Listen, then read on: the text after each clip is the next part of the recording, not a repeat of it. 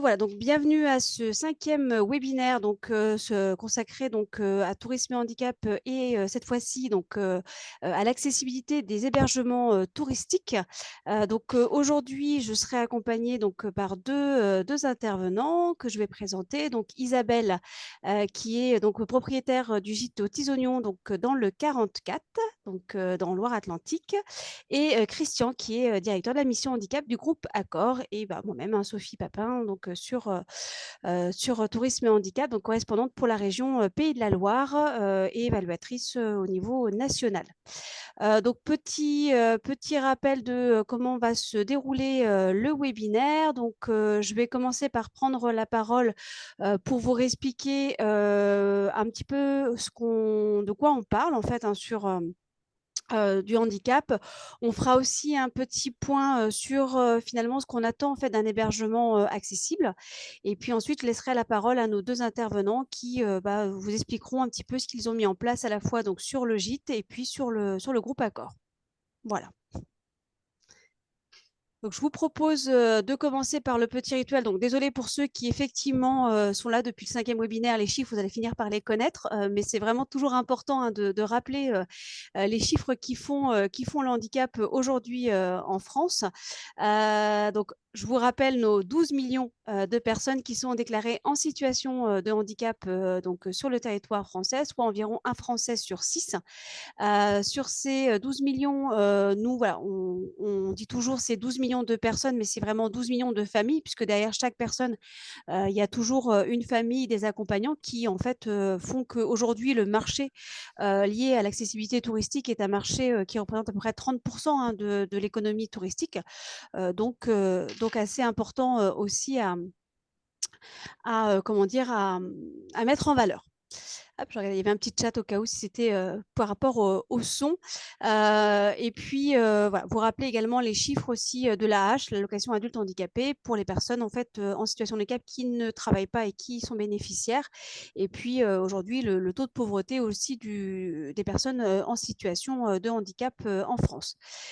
Sur nos 12 millions de personnes en situation de handicap, rappelez juste la petite, la petite répartition avec nos 3,5 millions de personnes en situation de handicap moteur, hein. Aujourd'hui, c'est vrai que quand on a tendance à parler du handicap, on a tendance à mettre le focus sur le handicap moteur, hein, mais ce n'est pas le handicap le plus représentatif de l'ensemble des handicaps, avec 3 millions et puis 650 000 personnes utilisatrices de fauteuils roulants. C'est-à-dire qu'on a sur ces 3,5 millions des personnes qui vont avoir des problèmes de station debout pénible, mal marchande, ou des pathologies qui font qu'elles ne peuvent pas aller d'un point A à un point B, ou tout simplement en fait liées à des AVC ou des malformations au niveau d'autres membres. On va avoir 1,7 million de personnes qui souffrent de handicap visuel, hein, malvoyance ou non-voyance, 700 000 personnes qui souffrent de handicap mental, et sur ces 700 000, on ne compte que les personnes qui sont en situation de handicap mental. Dans la famille du handicap mental, on sépare handicap mental, maladie mentale et handicap psychique. Et aujourd'hui, on a peu ou pas de données, en tout cas sur le handicap psychique. Et puis, on a 5,4 millions de personnes qui sont en situation de handicap auditif. Donc, voilà, d'où l'importance des 80% finalement de handicap non visible, puisque voilà, la grosse partie des handicaps est quand même constituée par un handicap qui est totalement invisible. Hop, je fais rentrer, hop, excusez-moi, les personnes en même temps. Voilà, donc ça c'est important à savoir. Aujourd'hui, quand on va parler d'accessibilité, il est important de faire pour le handicap moteur, mais il y a d'autres handicaps qui nécessitent aussi une mise en adaptation et qui représentent un marché, en tout cas, qui est peut-être plus important finalement que celui du moteur. Mais ça, on le verra également. Et ce qui est important aussi, parce qu'on travaille dans le tourisme, hop là, je vais trop vite, c'est le fait d'avoir plus d'un milliard en fait, de personnes dans le monde qui sont en situation de handicap, ce qui prend 6% de la population globale. Donc, on a 1% de personnes qui sont en situation de handicap moteur, hein, du fauteuil roulant, donc dans le monde. Donc, pareil, ça représente aussi une minorité finalement du handicap. On a 6% qui sont sur le handicap auditif, 17% sur le handicap visuel et 2,6% sur le handicap intellectuel. Donc ça, voilà, ça, c'est les petits chiffres qui sont importants à savoir. Autre donnée aussi importante, c'est aussi le nombre de structures touristiques que l'on a aujourd'hui en France. Alors, ce sont des chiffres qui sont liés en fait au numéro de SIRET, c'est-à-dire que je suis allée en fait sur l'INSEE en fait pour reprendre toutes les structures qui ont un numéro de SIRET affilié aux structures touristiques, ce qui fait qu'aujourd'hui on est à peu près à plus d'1 million de structures touristiques en France, hein. On ne compte pas les espaces naturels, voilà, parce qu'ils n'ont pas de SIRET, mais on se rend compte qu'on a quand même un potentiel d'1 million et qu'aujourd'hui, en tout cas sur l'accessibilité, on estime à peu près à 30% des structures touristiques qui sont aujourd'hui conformes à la réglementation, ou en tout cas qui ont fait une démarche d'accessibilité. Et sur les structures en fait non ERP, hein, parce que là on compte les meublés de tourisme et les chambres d'hôtes, on a un chiffre qui avoisine, je vais y arriver, excusez-moi, les 800 000 structures touristiques, donc voilà, ce qui n'est pas négligeable. Et sur Tourisme Handicap, aujourd'hui, on est à 4 000 structures qui sont à 4 500, 4 600. Hein, on a des commissions à peu près tous les mois. Donc, on a en fait aujourd'hui, en tout cas sur Tourisme Handicap, encore énormément de travail pour faire rentrer, on va dire, les structures touristiques dans ce label. Petite, hop, petite information aussi, donc l'importance de l'accessibilité. Voilà, c'est un petit slide que je vous passe à chaque webinaire, mais l'importance de rappeler finalement ce qu'on entend par accessibilité. L'accessibilité, ça va concerner en fait pas que le cadre bâti, puisqu'aujourd'hui on s'est très longtemps attaché en fait à rendre les bâtiments et la voirie accessibles, mais finalement l'accessibilité c'est aussi tout un aspect signalétique, tout ce qui va être communication, tout ce qui va être accueil. Donc il ne faut pas se limiter seulement en fait à se dire oh, chouette, j'ai une chambre, chouette, j'ai un gîte. Non, il faut en fait aussi rendre en fait la communication. Il faut aussi rendre tout ce qui va être, on le verra, mais les petits guides d'accueil, les télécommandes en fait pour aller sur la télé plus simple d'utilisation, ou en tout cas la petite notice, puisqu'aller chercher les sous-titrages des fois c'est un véritable casse-tête sur certaines télés. Hein. Pour faire les tests assez régulièrement, ça peut devenir un véritable hop, une véritable comment dire, problématique. En tout cas, l'accessibilité universelle, c'est pensé pour tous. Ça, c'est aussi important. C'est-à-dire que lorsque l'on met en conformité un établissement, hein, que ce soit un ERP ou un non-ERP, on verra en fait cette notion-là, puisqu'en fait, là, dans les hébergements touristiques, on va avoir des établissements qui sont, on va dire, soumis à la réglementation de la loi de 2005, donc qui sont considérés comme des établissements recevant du public, des ERP, pour lesquels on a une obligation. Et puis, certains d'entre vous, vous êtes ce qu'on appelle des non-ERP, c'est-à-dire des hébergements qui ne sont pas soumis, mais pour autant, voilà, il peut y avoir aussi cette mise en accessibilité qui se fait pour vous. Et ce qui est important, c'est de se dire que tout ce que vous allez faire, en tout cas pour l'accessibilité, va servir pour tous, pour des personnes âgées, pour des familles. Voilà. On est vraiment sur une conception universelle et que finalement tout le monde bénéficie des aménagements que l'on peut avoir. Ce que je vous propose pour commencer aussi, parce que quand on parle d'hébergement, c'est toujours de se dire finalement qu'est-ce qu'on entend par un hébergement touristique.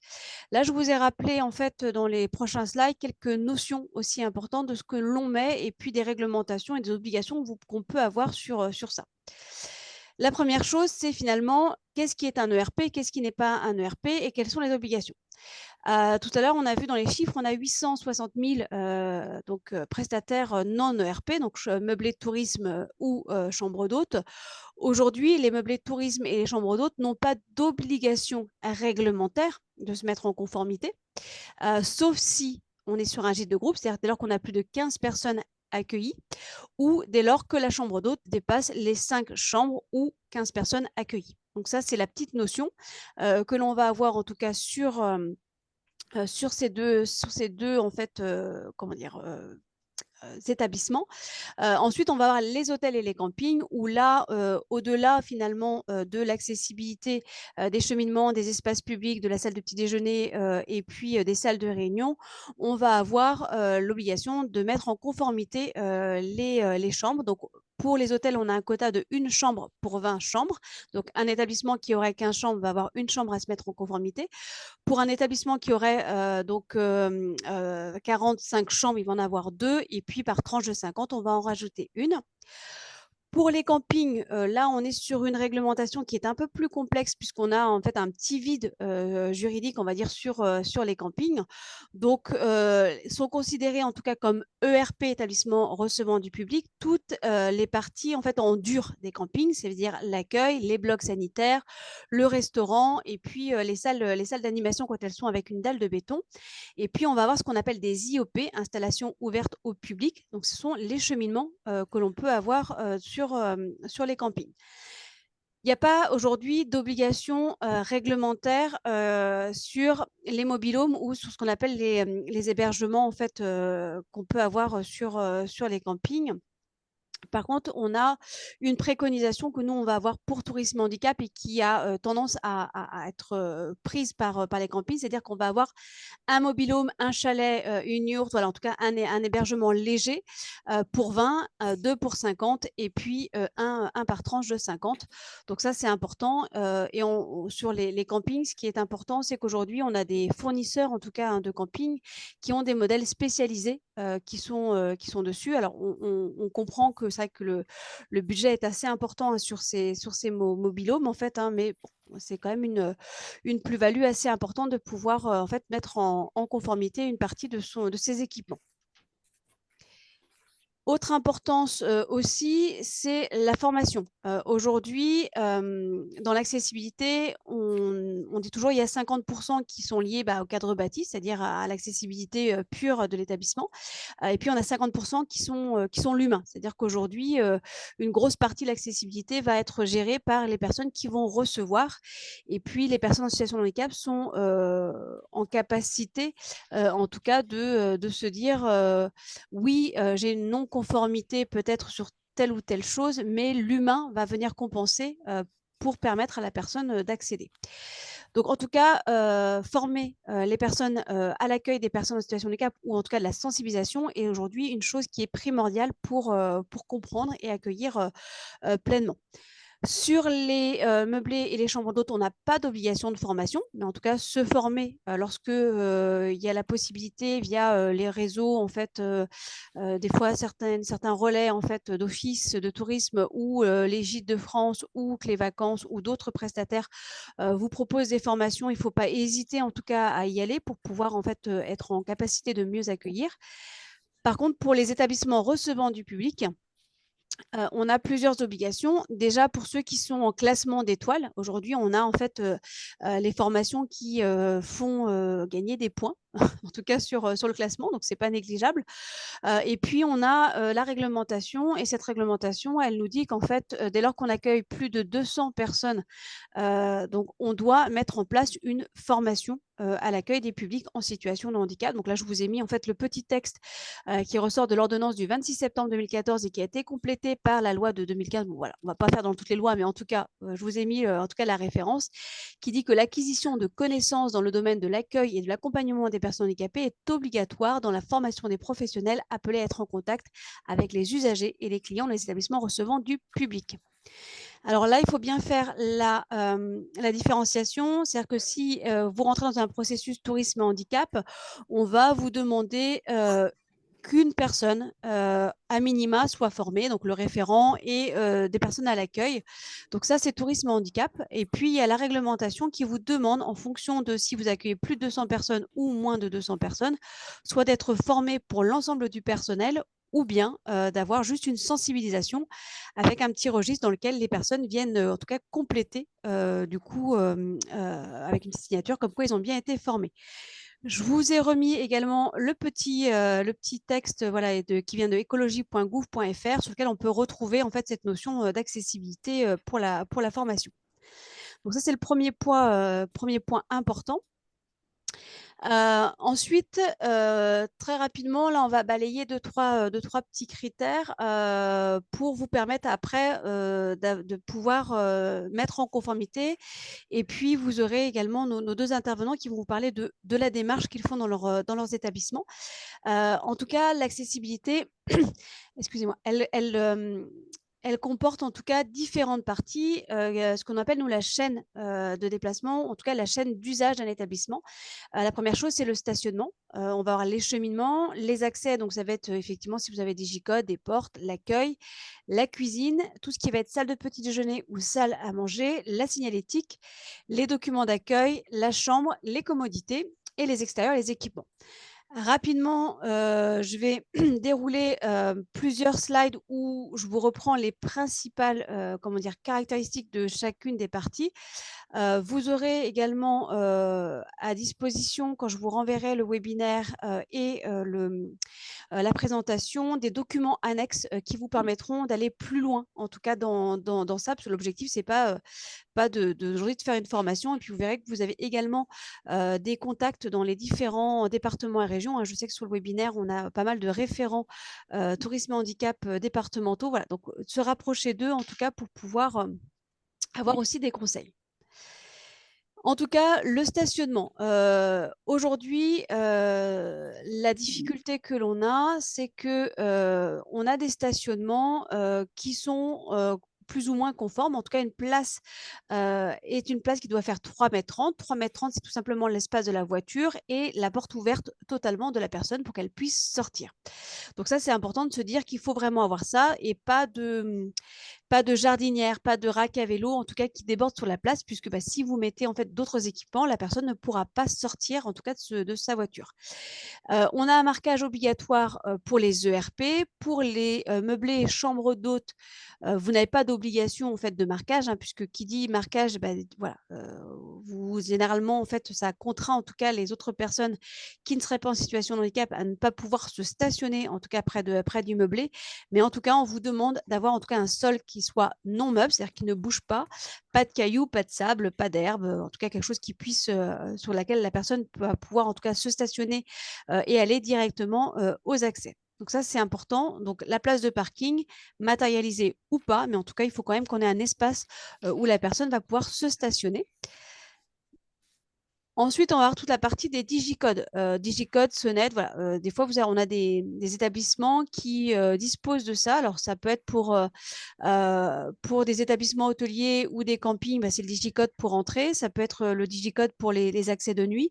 Mais en tout cas, il est important que l'on ait en fait des digicodes qui soient à hauteur, donc entre 90 et 1,30 m pour la partie supérieure, mais en tout cas, la partie bouton entre 90 et 110 cm.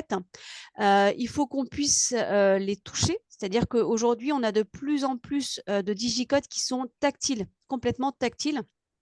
Ce qui fait qu'on a une problématique sur le handicap visuel et sur les repères, en tout cas, de tout ça. Donc ça, c'est important.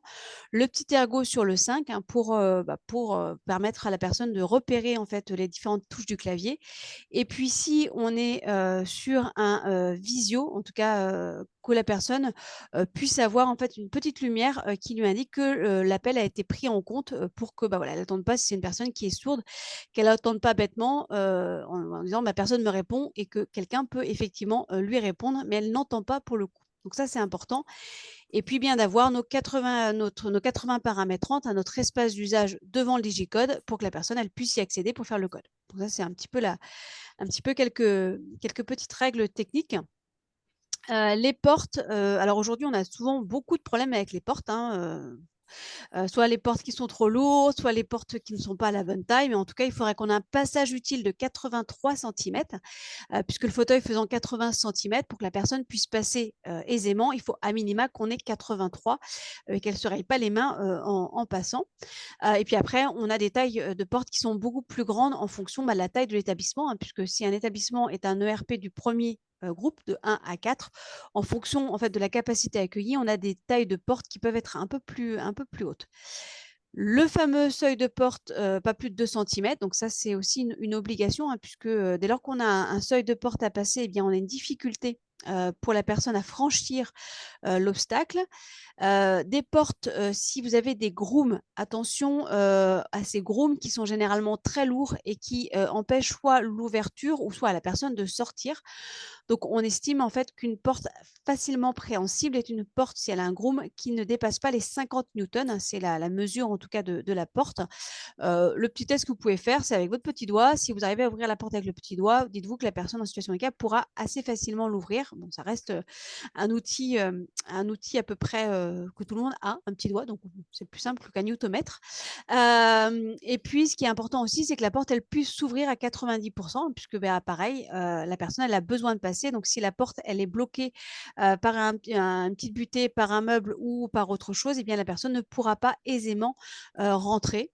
Et autre fait important, c'est les poignets, puisqu'on a très souvent des poignets qui ne sont pas préhensibles. Et donc, la personne qui va avoir en fait le syndrome des doigts crochus ou avoir des difficultés de préhension ne va pas pouvoir ouvrir la porte. Donc, ça, c'est aussi important d'avoir ces poignées de porte qui sont préhensibles. Pour les portes vitrées, aussi importance que les portes vitrées, là qu'on soit en ERP ou en non-ERP, donc pour les meublés et chambres d'hôtes, c'est que si vous avez des portes vitrées, baies vitrées, portes d'entrée totalement vitrées, il faut qu'on ait un repérage à 1,10 m et 1,60 m et que ça fasse 5 cm d'épaisseur. Alors c'est vrai qu'on comprend des fois sur les gîtes et chambres d'hôtes la difficulté de mettre en fait des bandes sur les portes.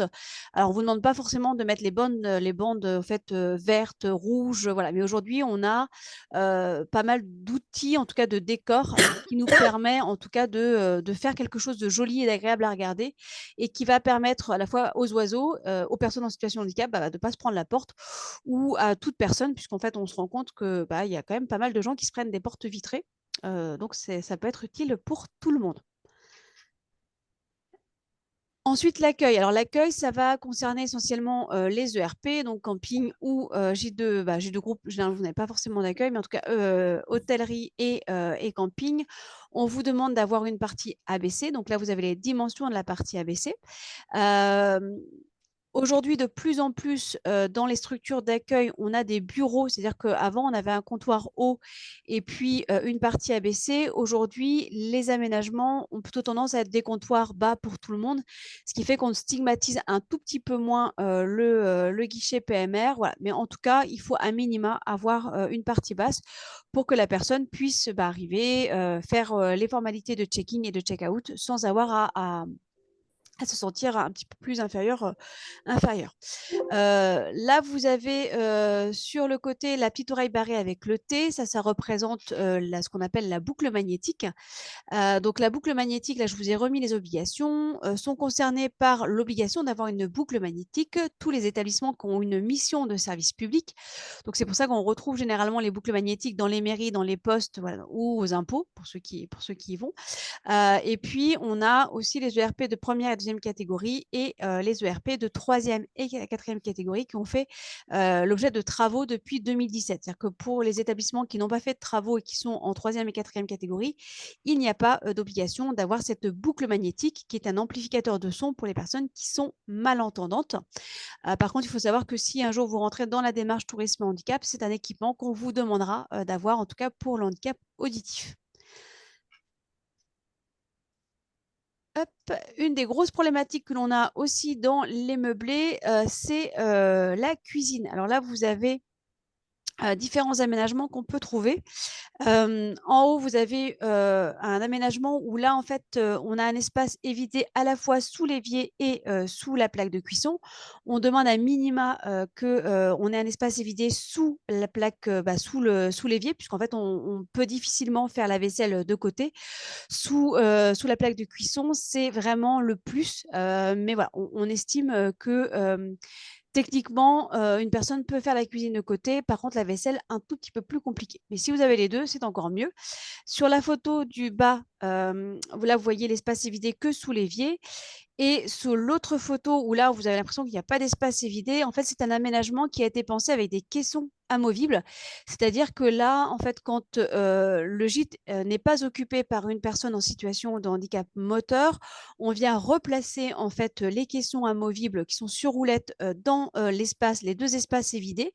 Et pour une personne qui serait en situation de handicap, eh bien, en fait, on peut enlever ces caissons et du coup avoir ces espaces. Donc ça, c'est un aménagement, on va dire, qui est modulable si vous souhaitez avoir en tout cas un gîte qui n'a pas forcément toujours cet espace vidé. Et puis, généralement, la problématique que l'on va avoir sur les meublés, c'est toujours, mais je mets où mes rangements ou mes produits d'entretien? Donc là, on peut résoudre ça. Et puis, la plupart des personnes nous disent, ah oui, mais comme ça, avec le caisson, je peux aller directement à la table avec la vaisselle. Du coup, c'est plus facile. Bon, voilà, certains nous font cette remarque-là. Aussi, grosse difficulté que l'on a sur les cuisines, c'est les plaques tactiles. Aujourd'hui, on a de plus en plus de meublés de tourisme qui mettent des plaques à induction ou des plaques vitrocéramiques. Alors, oui, on sait que notamment sur les classements, ça rapporte des points. Par contre, pour une personne qui serait en situation de handicap visuel et même mental, ça peut être une problématique pour faire fonctionner en tout cas les plaques à induction, les plaques vitrocéramiques. Mais pas que. Pour la petite histoire, la semaine dernière, j'étais en audit sur un camping et j'avais une plaque vitrocéramique à induction. Il m'a fallu quand même un certain temps avant de débloquer la plaque parce que j'avais pas compris, j'avais pas compris tous les boutons. Donc voilà, pas besoin forcément d'être en situation de handicap pour avoir une difficulté à faire fonctionner ces choses-là. Euh, les repérages aussi, puisqu'en fait, une personne qui sera en situation de handicap visuel peut avoir besoin de savoir si sa plaque elle est éteinte. Donc, en fait, on va venir poser des petits picots en fait, sur les différentes intensités de chauffe pour la personne, avoir un bon éclairage et puis avoir des notices également d'utilisation hors de nos notices là qui font 30 pages, mais des notices assez simples, voilà, avec des photos et puis où appuyer pour permettre à une personne en situation de handicap, mais aussi étrangère, finalement d'utiliser les appareils. Et puis tout ce qui va être aussi l'accès au frigo, au four, micro-ondes, four aussi, congélateur. Et puis j'ai pas mis aussi tout ce qui va être machine à laver parce que c'est aussi une contrainte qu'on peut avoir. Les commodités, bon, l'importance, notamment sur les sanitaires, c'est d'avoir des sanitaires dont la cuvette est comprise entre 45 et 50 cm de hauteur, hein, c'est la hauteur finalement de transfert du fauteuil. D'avoir bien un recul de 50 cm de l'arrière hein, pour permettre à la personne de se transférer. Attention aux WC suspendus ou au coffrage que vous allez faire, puisque des fois, en fait, on a des WC suspendus où on n'a pas de coffrage, donc on se retrouve avec un arrière de WC qui est à 30 cm, donc du coup, peu ou moins utilisable par toutes les personnes en situation de handicap moteur. Donc ça, c'est important. Une barre d'appui verticale et horizontale comprise entre 70 et 80 cm. Et merci de mettre des renforts, parce que généralement, on a en fait des barres d'appui qui sont posées sur du placo avec peu ou pas de renfort derrière. Et là, on peut arriver à des véritables drames pour des personnes qui se transfèrent. Quand une personne se transfère, elle va transférer plus ou moins l'équivalent de 1 à 2 fois son poids. Donc, si elle transfère, on va dire, 80 kg sur la barre d'appui, et bien du coup, le poids va faire que la barre d'appui dans le placo ne tiendra pas. Donc, l'importance des renforts. Pour l'avoir vécu, moi, je raconte toujours la petite anecdote avec mon vice-président quand j'étais en Normandie, qui était un ancien rugbyman qui a eu un accident, qui faisait un bon 120 kilos, qui un jour me montre le transfert et là, les barres n'étaient pas très bien accrochées et donc du coup, on a tout cassé. Donc bon, le propriétaire du meublé, effectivement, était pas très content et en même temps, mon vice-président s'est rentré un bout de carrelage dans la cuisse. Donc autant vous dire que c'était, voilà, heureusement qu'on était là puisque on a pu très vite réagir et l'emmener aux urgences. Voilà, il aurait été tout seul dans la salle de bain avec la porte fermée, ça aurait pu être un tout petit peu plus compliqué. L'importance de ne pas avoir de poubelle à pédale, hein, puisque si les personnes sont en situation de handicap moteur, elles ne pourront pas forcément ouvrir la poubelle. Les poignées de rappel sur la porte pour permettre la fermeture.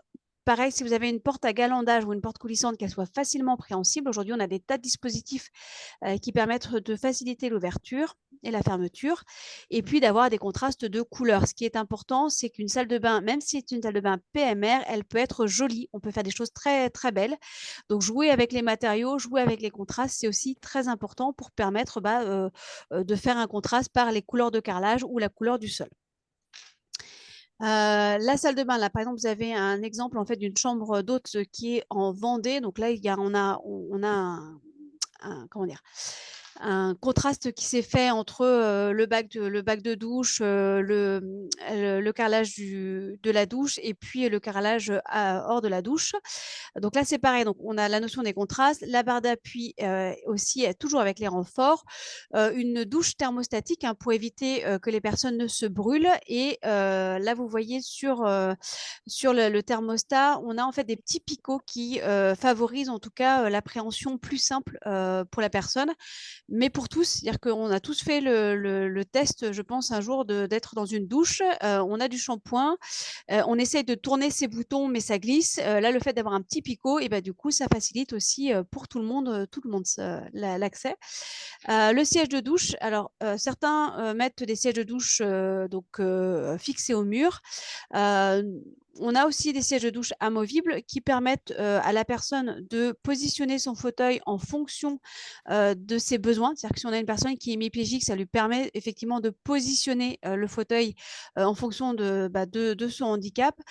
Et puis, ça permet aussi, quand l'établissement ou quand la chambre n'est pas louée, de pouvoir en fait sortir le fauteuil. Et puis, en termes de nettoyage, c'est quand même un tout petit peu plus simple. Par contre, ce qui est important, c'est qu'il soit bien stable et qu'il ait un dossier et qu'on puisse en fait avoir une assise assez importante. Donc, c'est 40 par 40 centimètres. Et comme disait mon ancien vice-président, les petits fauteuils où on peut mettre qu'une petite fesse, c'est pas génial. Et puis, en plus, c'est pas très stable pour eux. Donc ça, c'est important.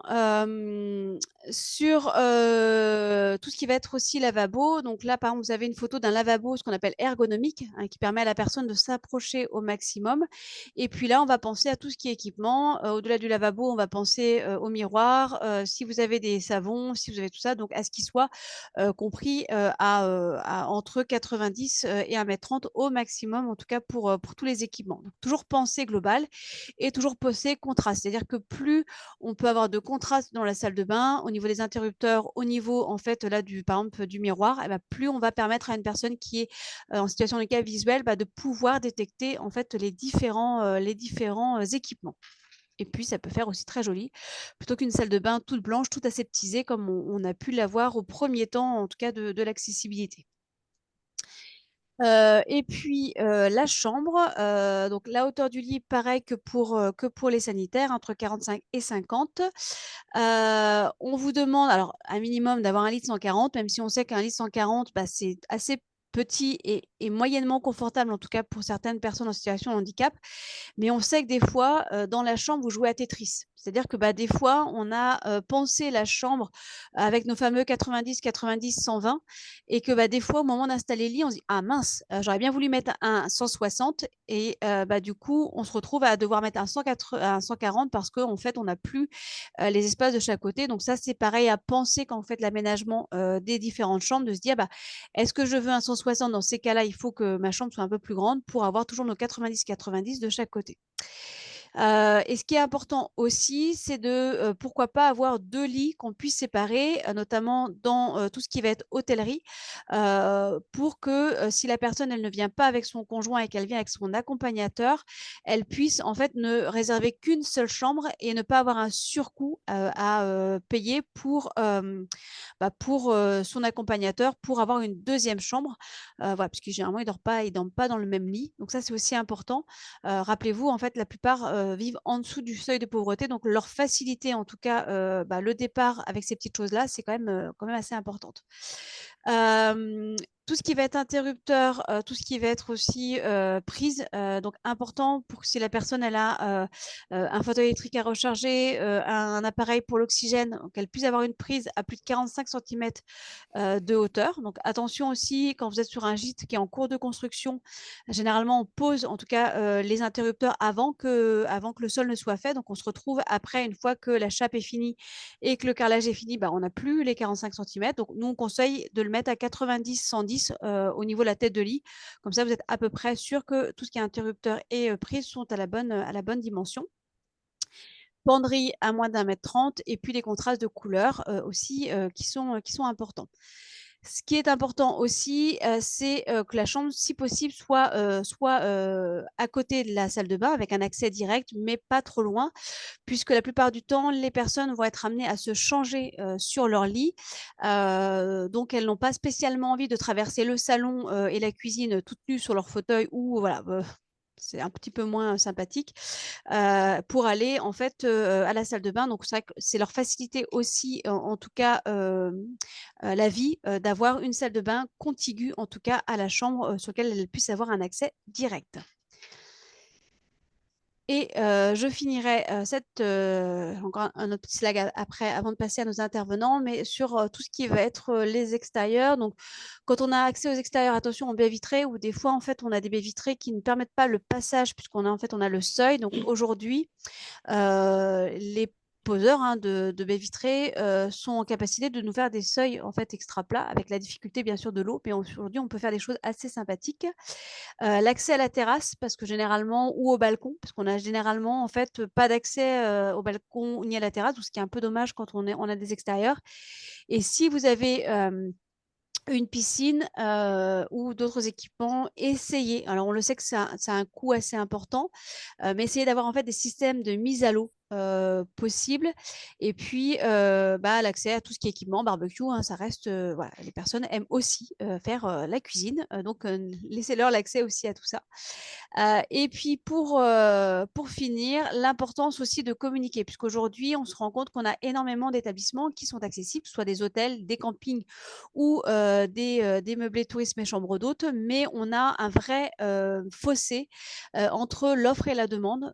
Donc, une fois que vous êtes accessible, en tout cas, que vous soyez tourisme handicap ou pas, hein, nous, on essaie d'avoir un maximum de sites qui sont tourisme handicap, puisque c'est vraiment une fiabilité de l'information. Mais si vous ne l'êtes pas et que vous ne faites pas le choix de l'être, il faut quand même communiquer, puisque en fait, les personnes, aujourd'hui, elles ne partent pas en vacances par un manque de fiabilité de l'information. Donc, plus on met d'informations, plus on a la capacité d'informer sur les sites internet, et plus la personne pourra venir. Donc là, je vous ai mis un exemple en fait d'un meublé de tourisme que l'on a en Vendée, qui lui en fait a une page tourisme handicap sur son site. Et puis là, on a même le plan et des photos des équipements qu'on peut trouver sur le site. Donc ça, c'est important. L'importance d'aller sur les sites partenaires, donc Tourisme Handicap référence l'ensemble des sites qui sont accessibles. Les offices de tourisme qui restent quand même en fait un vecteur de communication très important, notamment sur les demandes tourisme handicap.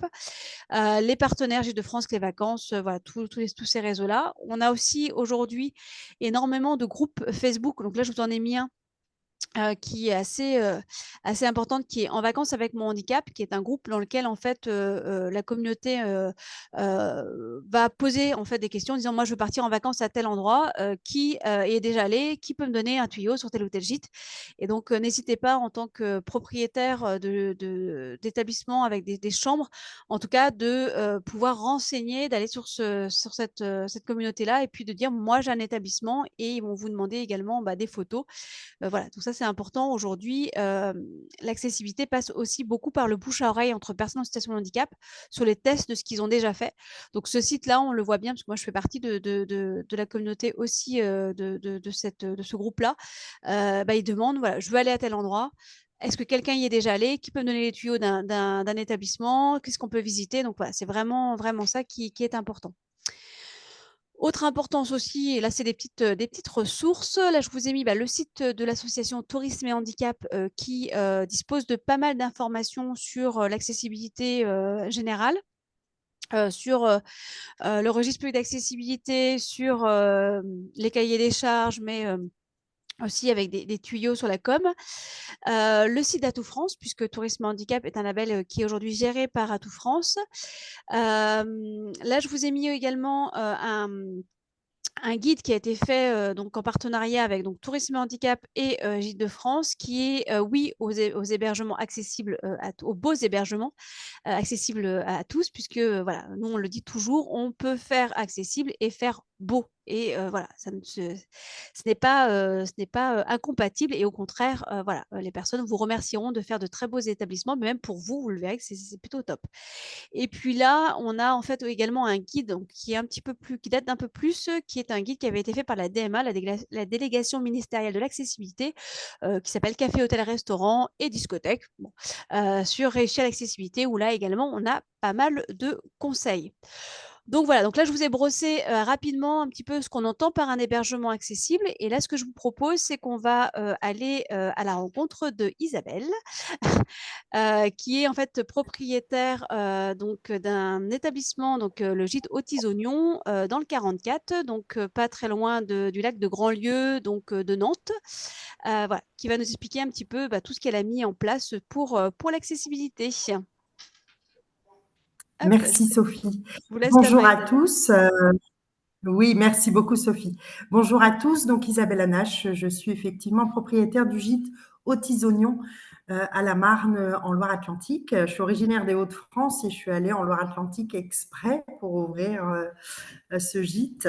Alors après, c'est une région que j'affectionne particulièrement, je ne peux pas vous le cacher. Donc on a pu être effectivement, le gîte est ouvert depuis 2021. On a eu la chance que ce soit une construction neuve. En fait, c'était une rénovation, mais on a gardé 3 murs et la moitié d'un de la construction qu'il y avait. Donc, c'est vrai que c'était quand même beaucoup plus facile pour pouvoir y faire les choses très particulières, notamment pour l'accessibilité. Et on a pu aussi avoir affaire à une coopérative d'artisans de notre village qui ont tout de suite compris le sens de ce projet et les besoins spécifiques pour que ce gîte soit accessible. Et du coup, nous avons le label Tourisme Handicap pour les 4 handicaps. Et on a une spécificité qui est liée à mon histoire professionnelle, mais aussi à mon histoire personnelle, qui est donc une spécificité d'accueillir des personnes avec des troubles psychiques, des troubles de comportement, notamment des personnes autistes, de par la sécurisation du gîte, tous les équipements et les adaptations qui ont été mises en place pour pouvoir accueillir des personnes avec des particularités comportementales, on va le dire comme ça. Au niveau de l'accessibilité pour tout ce qui était PMR, effectivement, sur une construction neuve, du coup, c'est quand même bien étayé dans le guide qu'on a de tourisme handicap sur le respect de chacune des normes. Et dans une construction neuve, du coup, c'est quand même assez facile à mettre en place, même si effectivement, il y a toujours des petits empêchements. Ou voilà, je pense que ce que Sophie nous a présenté, c'est vraiment un idéal. Et puis ensuite, il y a effectivement une adaptation qui se fait sans problème. Alors, les beaux gîtes, effectivement, nous, on a l'avantage que ce soit neuf. Donc, quand c'est neuf, en général, c'est beau. Mais c'est vrai que le nôtre est assez minimaliste en termes de décoration et en termes de stimulation visuelle, parce que ça correspond effectivement aux besoins d'un certain public, et en particulier celui qu'on accueille le plus fréquemment. Il faut savoir qu'aujourd'hui, donc ça fait 4 ans, ça fera 4 ans là au mois de mai que le gîte est ouvert. On est quand même sur 75 à 80% de notre comment je ne trouve plus le nom, de notre occupation qui est accueillie, enfin qui est réservée à des personnes en situation de handicap. Donc aujourd'hui, on accueille à peu près sur notre taux de réservation 75 à 80% de personnes en situation de handicap. La première, du fait de sa spécificité, qui au final n'est pas labellisée aujourd'hui. Moi, je suis infirmière, j'ai un DU sur l'autisme, j'ai aussi un enfant adulte autiste. Et du coup, toutes ces particularités, ben, je les vis jour et nuit. Et du coup, c'est vrai que ça, c'est pas labellisé. Donc, on a un gîte qui est neuf, qui est beau, mais qui est aussi très fonctionnel. En fait, c'est vraiment ce que les personnes requièrent, c'est de dire, ben voilà, une fois qu'on a rangé nos affaires, en fait, il y a plus, il y a rien à faire, quoi. Il y a rien à déplacer, il y a rien à, voilà. Donc, c'est aussi important au niveau de la décoration, de faire attention à ce que ce soit pas des choses trop précieuses. En tout cas, nous, c'est le cas. Quand les personnes arrivent, on dit vivez, vivez, c'est vos vacances, vraiment vivez ce que vous avez à vivre. On a aussi une spécificité qui est d'avoir des services particuliers de courses, de repas, qui permettent de faciliter la vie des personnes en situation de handicap ou de leurs aidants aussi. Hein. On est aussi en campagne avec des animaux, on fait des propositions d'activités et on a aussi un réseau, hein, un réseau vraiment local qui propose bah, du relayage, qui propose des soins particuliers, qui propose des activités adaptées. Donc c'est aussi bien de pouvoir proposer des choses qui soient vraiment adaptées effectivement à la personne qui est là et de pouvoir leur proposer, concocter même parfois des petits séjours sur mesure. C'est souvent très apprécié.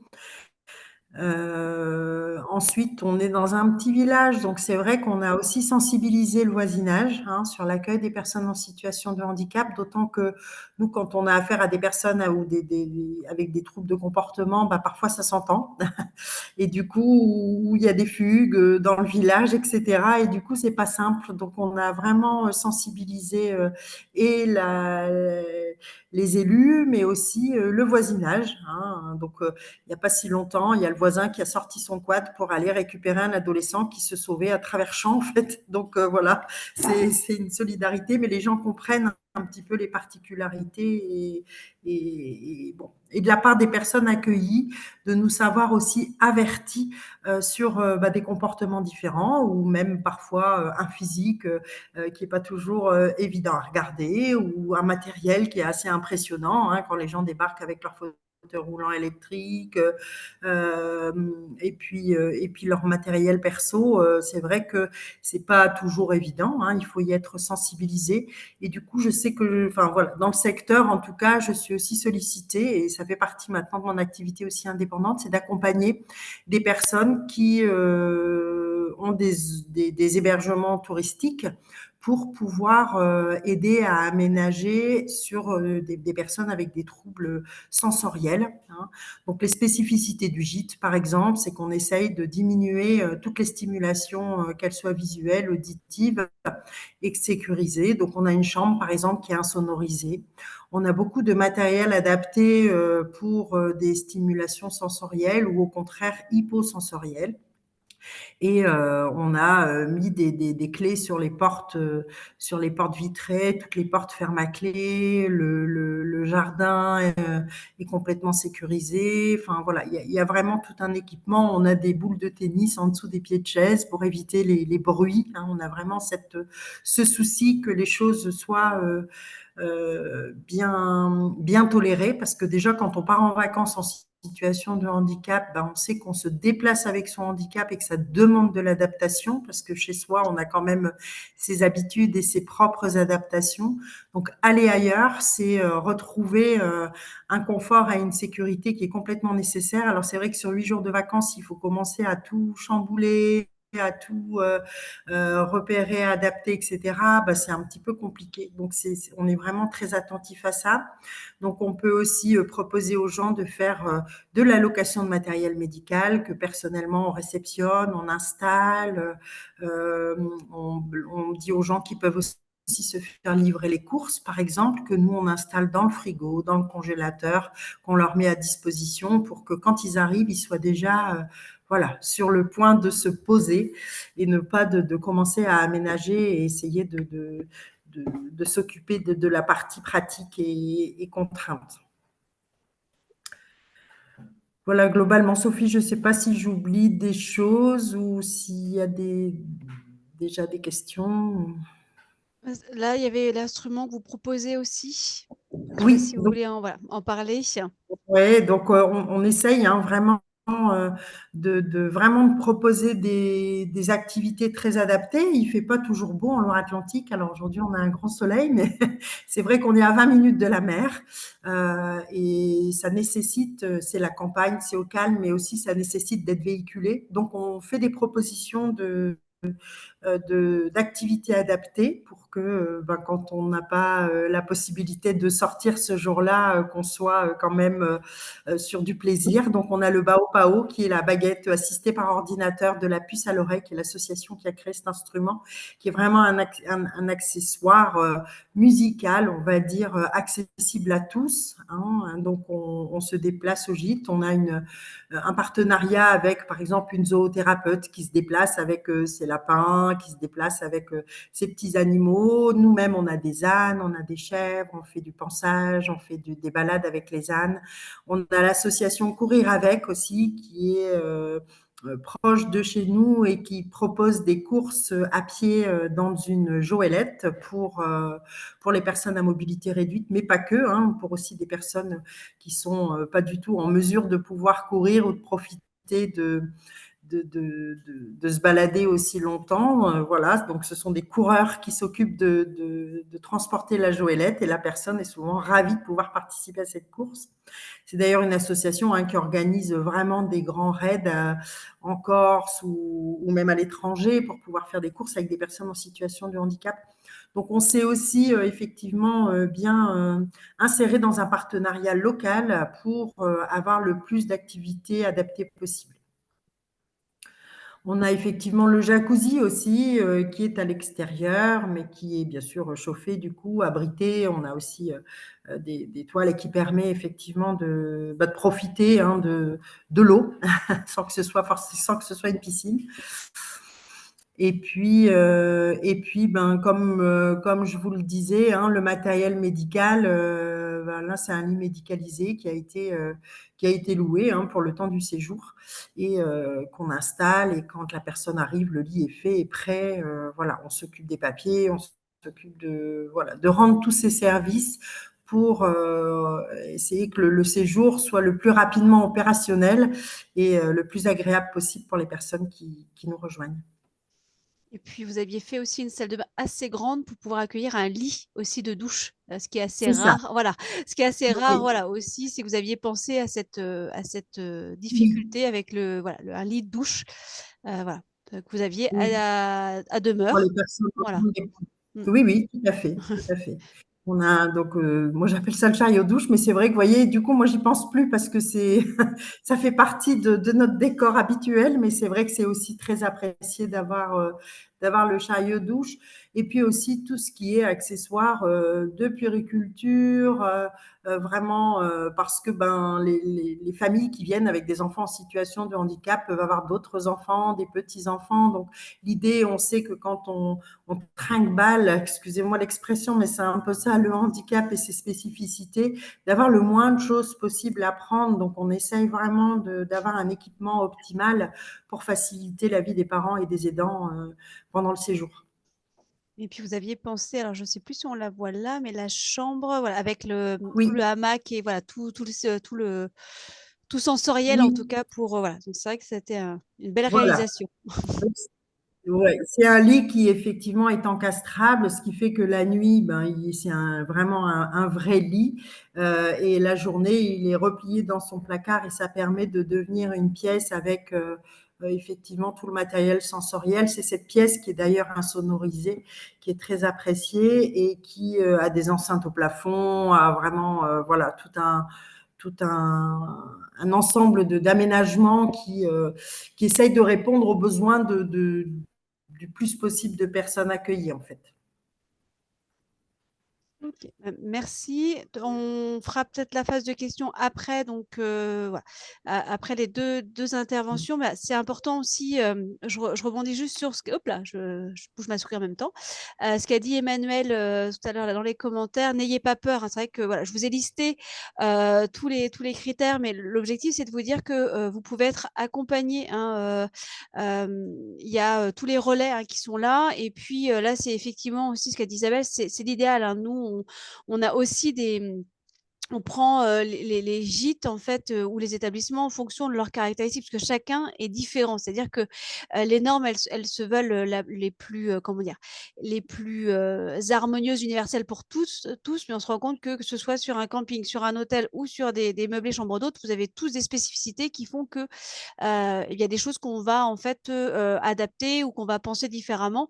L'objectif, c'est quand même que la personne, elle puisse être en autonomie, qu'elle puisse, profiter en tout cas de ses vacances et quelque chose qu'a dit Isabelle et qui est important, c'est aussi la mise en réseau avec les autres acteurs du territoire, parce qu'aujourd'hui, on a, très longtemps constaté, parce que les hébergements, c'est on va dire ce qu'on a le plus en termes de sites marqués tourisme handicap, mais on avait peu ou pas de connexion avec d'autres structures. C'est-à-dire que quand on faisait, des éductours, pour présenter d'autres structures labellisées, on se rendait compte que des fois à 10 kilomètres, les gens n'étaient pas au courant, qu'une autre structure était en capacité, d'accueillir, des personnes en situation de handicap. Donc on se retrouvait finalement, à avoir des professionnels, qui étaient un peu isolés dans le handicap et qui ne faisaient pas, en tout cas fonctionner, tout le potentiel, qu'on pouvait avoir autour d'eux. Donc ça, c'est important. N'hésitez pas en fait à vous faire connaître et à savoir qui sont les autres professionnels qui œuvrent aussi dans l'accessibilité, que ce soit des restaurants, des traiteurs ou effectivement, là, comme le disait Isabelle, des services de courses où on peut livrer. Voilà, tout ça, c'est aussi des infirmiers, parce que partir en vacances, c'est aussi partir avec, tous les soins qu'on a besoin. Donc c'est être en capacité de dire: «Bah, voilà, on a, tel centre qui peut permettre de faire une dialyse. Vous pouvez aller faire, un infirmier peut passer, on a la pharmacie qui loue le matériel, on peut vous l'avoir. Voilà, c'est aussi les à côté. C'est-à-dire que, partir en vacances, c'est aussi pour une personne être en capacité de concevoir tous ces à côté, c'est-à-dire le côté médical, le côté, pratico-pratique, aller faire ses courses, aller à la boulangerie, voilà, et avoir d'autres activités, qui sont aussi importantes, hein, comme des sites touristiques, des sites, naturels pour lesquels aujourd'hui on met de plus en plus, en accessibilité, hein, tout ce qui va être forêt ou sentiers pédestres. Ce que je vous propose maintenant, c'est de, pouvoir en fait, hop, je repasse. Accueillir, hop, alors du coup, Christian, qui est, donc, responsable, donc, sur le groupe Accor, donc de la mission, handicap. Est-ce que Christian, du coup, je l'ai perdu sur mon petit écran. Je suis Ah, là. Bonjour à toutes voilà, et à tous. vous êtes passé en bas du coup, Ah d'accord. voilà, vous étiez plus à côté d'Isabelle. Bonjour. Pas de souci. Donc voilà, si Christian, vous pouvez présenter ce que vous faites donc, pour les Très bien. hôtels du groupe Accor. Bien. Bonjour à toutes et à tous. Donc, je me présente, je m'appelle Christian Pansard, je suis directeur de la mission handicap de Accor et je m'occupe des domaines à la fois de l'emploi des personnes en situation de handicap et de l'accueil des clients en situation de handicap pour le groupe. Et on verra tout à l'heure que ces deux sujets avancent aussi en même temps. Donc, voilà, alors le groupe Accor, vous connaissez, c'est 5 600 hôtels, donc présents dans 110 pays, 330 000 collaborateurs qui travaillent sous des hôtels sous enseigne Accor. C'est 10 000 restaurants, c'est 45 marques.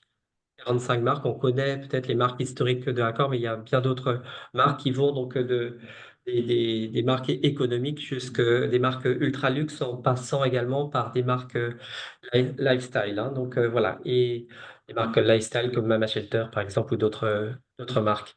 Alors Accor donc s'attache à agir concrètement donc en matière de tourisme responsable, de développement durable et d'engagement solidaire et de diversité, équité et inclusion. Et voilà, je vais vous parler un petit peu justement des mesures qui sont prises par Accor pour l'accueil des clients en situation de handicap et pour rendre les hôtels plus accessibles. Alors, c'est notamment, bien sûr, on agit depuis de nombreuses années sur ces sujets-là, hein, bien sûr, que ce soit en France, mais partout dans le monde. mais à l'occasion des Jeux olympiques et paralympiques de 2024, nous avons mis en place un plan d'action, voilà, pour renforcer ce que l'on faisait en matière pour l'accueil des clients en situation de handicap.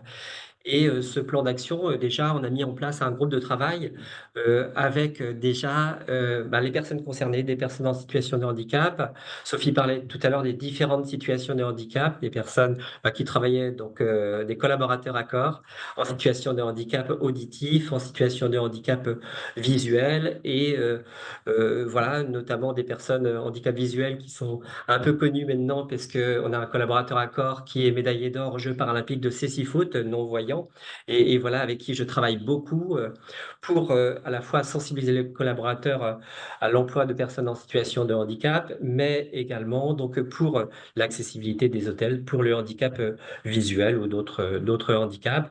Rose Penel qui est également, là c'est Hakim Areski, Rose Penel qui est donc qui a un handicap auditif, voilà, qui travaillait dans mon équipe et qui nous accompagne beaucoup aussi pour nous faire part de ses expériences qu'elle peut avoir et les améliorations que l'on peut faire. Et sur le handicap moteur, c'était Michael Jérémias qui nous a accompagnés un petit peu pour donner sa vision aussi et nous faire progresser sur ce sujet. Et le handicap mental aussi et psychique avec d'autres collaborateurs qui nous accompagnent. Donc on a mis un groupe de travail en place aussi avec les différents métiers de Accor pour justement voir ce que l'on pouvait faire pour améliorer les choses. Et on a mis ce plan d'action en plusieurs points. Un, c'est la sensibilisation, Sophie, vous en parliez tout à l'heure. Deux, c'est la labellisation tourisme et handicap. Trois, c'est aller plus loin en mettant en place des solutions innovantes qui permettent aux clients d'avoir plus d'autonomie parfois dans les hôtels ou permettent qu'ils bénéficient des mêmes services également dans les hôtels. Après, c'est le faire savoir aussi comment on fait évoluer nos sites de réservation. Et maintenant, on est aussi sur le déploiement de ce plan et de ces bonnes pratiques à l'international. Voilà. Alors sur le premier point, sur la sensibilisation au handicap, donc nous avons mis en place, on a déjà une formation à l'Académie Accor qui existe depuis plus de 10 ans, voilà, et qui permet de former les personnes en présentiel ou alors qui se déplacent également donc en région et qui permet de former donc les collaborateurs à l'accueil des clients en situation de handicap. Et on forme à peu près depuis plus de 10 ans 500 personnes à peu près chaque année. Et là, on a mis en place un e-learning parce que pour les Jeux olympiques et paralympiques, on voulait toucher plus de monde. Donc, on a mis en place cet e-learning. Et cet e-learning qui est conçu autour de vidéos de parcours client. Hein, on voulait vraiment que ce soit quelque chose d'opérationnel, que chacun puisse, pour les hôteliers, se rendre compte et des besoins spécifiques des personnes. Par exemple, Penel qui se rend à la réception de l'hôtel et puis qui peut donc indiquer que la boucle magnétique c'est très utile pour elle, qu'elle se connecte sous ses appareils auditifs, etc. Et que c'est bien que pour ne pas louper par exemple le petit déjeuner le matin, donc un réveil vibrant, ça peut lui être très utile également. Et puis plein de bonnes pratiques, de bons réflexes à avoir, de bons comportements à avoir. Voilà, et donc tous ces conseils sont retracés dans ce parcours client et on y fait ressortir après les bonnes pratiques, les bons comportements, les bons réflexes à avoir dans différentes situations. Par exemple, dans cette formation aussi, un Kim Areski, qui peut nous dire aussi, à la réception de l'hôtel, on peut lui dire, je vous ai réservé une chambre PMR, mais ce qui se passe très souvent, c'est qu'il va répondre que non, la chambre PMR n'est pas utile pour lui. Au contraire, elle est trop grande, etc. Et ça peut être gênant pour lui, et il préfère avoir une chambre classique. Hein. Donc voilà, ça c'est aussi des réflexes qu'on peut avoir, et ce qui pose des questions aussi, hein, parce que souvent, on a les chambres PMR qui sont adaptées pour différents handicaps, alors que les clients déficients visuels ou déficients auditifs vont aller dans d'autres chambres. Donc, il peut y avoir aussi d'autres chambres qui sont adaptées pour différents handicaps. Voilà, pas forcément pour le handicap moteur. Voilà, par exemple, pour le handicap moteur, Michael Jérémias peut nous dire aussi voilà, que ben, la chambre est très bien, etc. Mais s'il y a une table qui gêne son passage, ben, pour lui, ça va être un obstacle.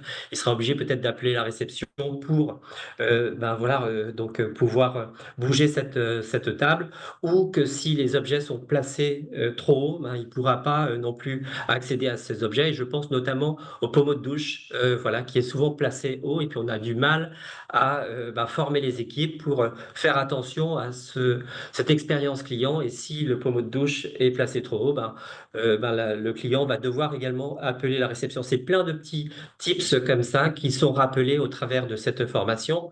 Après aussi des généralités que l'on voyait tout à l'heure sur le handicap, voilà, et ces parcours clients.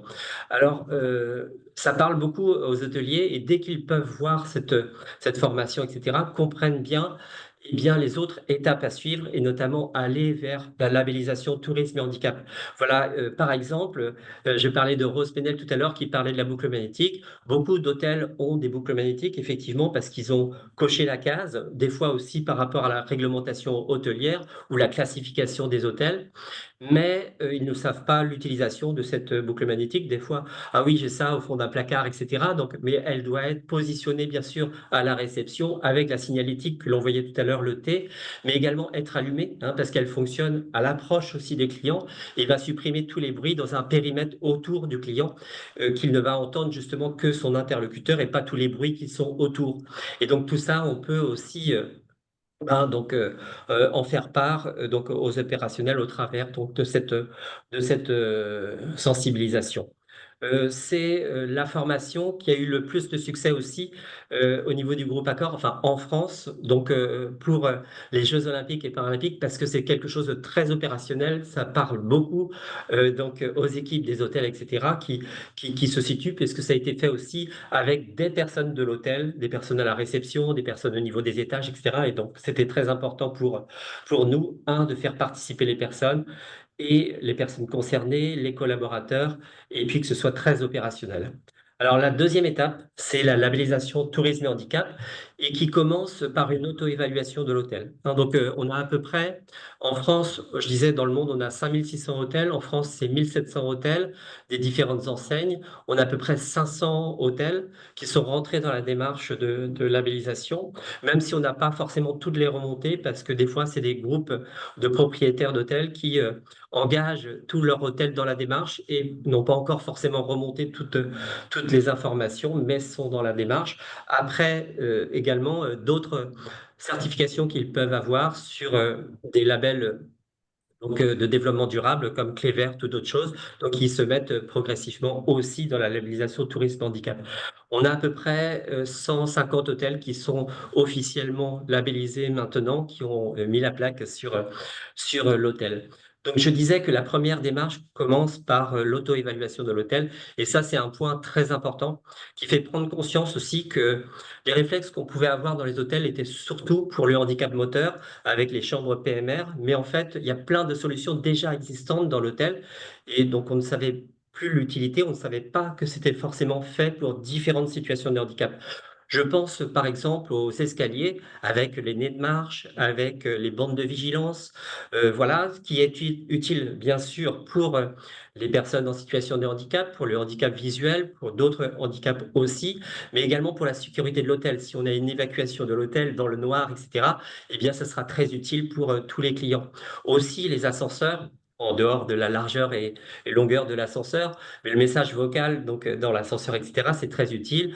Les numéros qui s'affichent quand on appuie dessus, ou des fois donc en braille aussi, tout ça, ça existe dans les hôtels, mais on ne savait pas forcément que c'était fait pour certaines situations de handicap. On ne savait pas non plus que le message vocal ne fonctionnait pas. Il suffisait d'appeler l'opérateur de l'ascenseur pour venir l'actionner. Voilà, donc différents éléments que ça déclenche. Aussi, où on peut avoir dans les hôtels, par exemple, les numéros des chambres qui s'affichent en relief, aussi, qui est très utile, bien sûr, pour les chambres, pour le handicap visuel. Donc, plein de solutions que l'on a déjà dans l'hôtel. Et là, ça permet de se rappeler leur utilité pour tout le monde, pour tous les clients. Et comme vous disiez, Sophie, etc., c'est utile pour les personnes en situation de handicap, mais c'est utile pour tout le monde également. Voilà, cette auto-évaluation permet de savoir exactement où on en est, pour les 4 situations de handicap, le handicap visuel, le handicap auditif, le handicap moteur et le handicap mental et psychique, et de pouvoir être dans cette démarche de progrès, d'adaptation. On s'aperçoit que souvent, bah, c'est des adaptations qu'il faut faire. C'est pas des gros travaux, c'est pas des voilà, mais c'est mettre des objets à la bonne hauteur. C'est tout simplement aussi se mettre à la place du client, parce qu'on s'aperçoit aussi. On voyait l'exemple d'une salle de bain tout à l'heure, mais si on se met tout simplement en position assis et si on ne voit que ses cheveux, ben on a un problème et la personne ne pourra pas tout simplement se voir dans la glace. Donc dans ce cas-là, effectivement, ben on abaisse la glace si on le peut, ou on met une glace également sur le côté, tout simplement en se mettant sur ce parcours client à la place des clients pour s'apercevoir. Et l'auto-évaluation permet d'avoir ce diagnostic un petit peu de tout cela et d'être dans cette démarche un petit peu donc de comment on va progresser. Alors des fois, pour certains hôtels, ça va très vite, hein, puisque on parlait tout à l'heure tout simplement des poubelles qui s'ouvrent avec le pied qu'on retrouvait dans certaines chambres PMR. Et les personnes se disent après, enfin, dans l'hôtel, mais comment on n'y a pas pensé plus tôt, hein, donc voilà, c'est ces petits changements que l'on va pouvoir faire et qui va donc pouvoir améliorer l'expérience client donc des personnes en situation de handicap et de tous les clients également.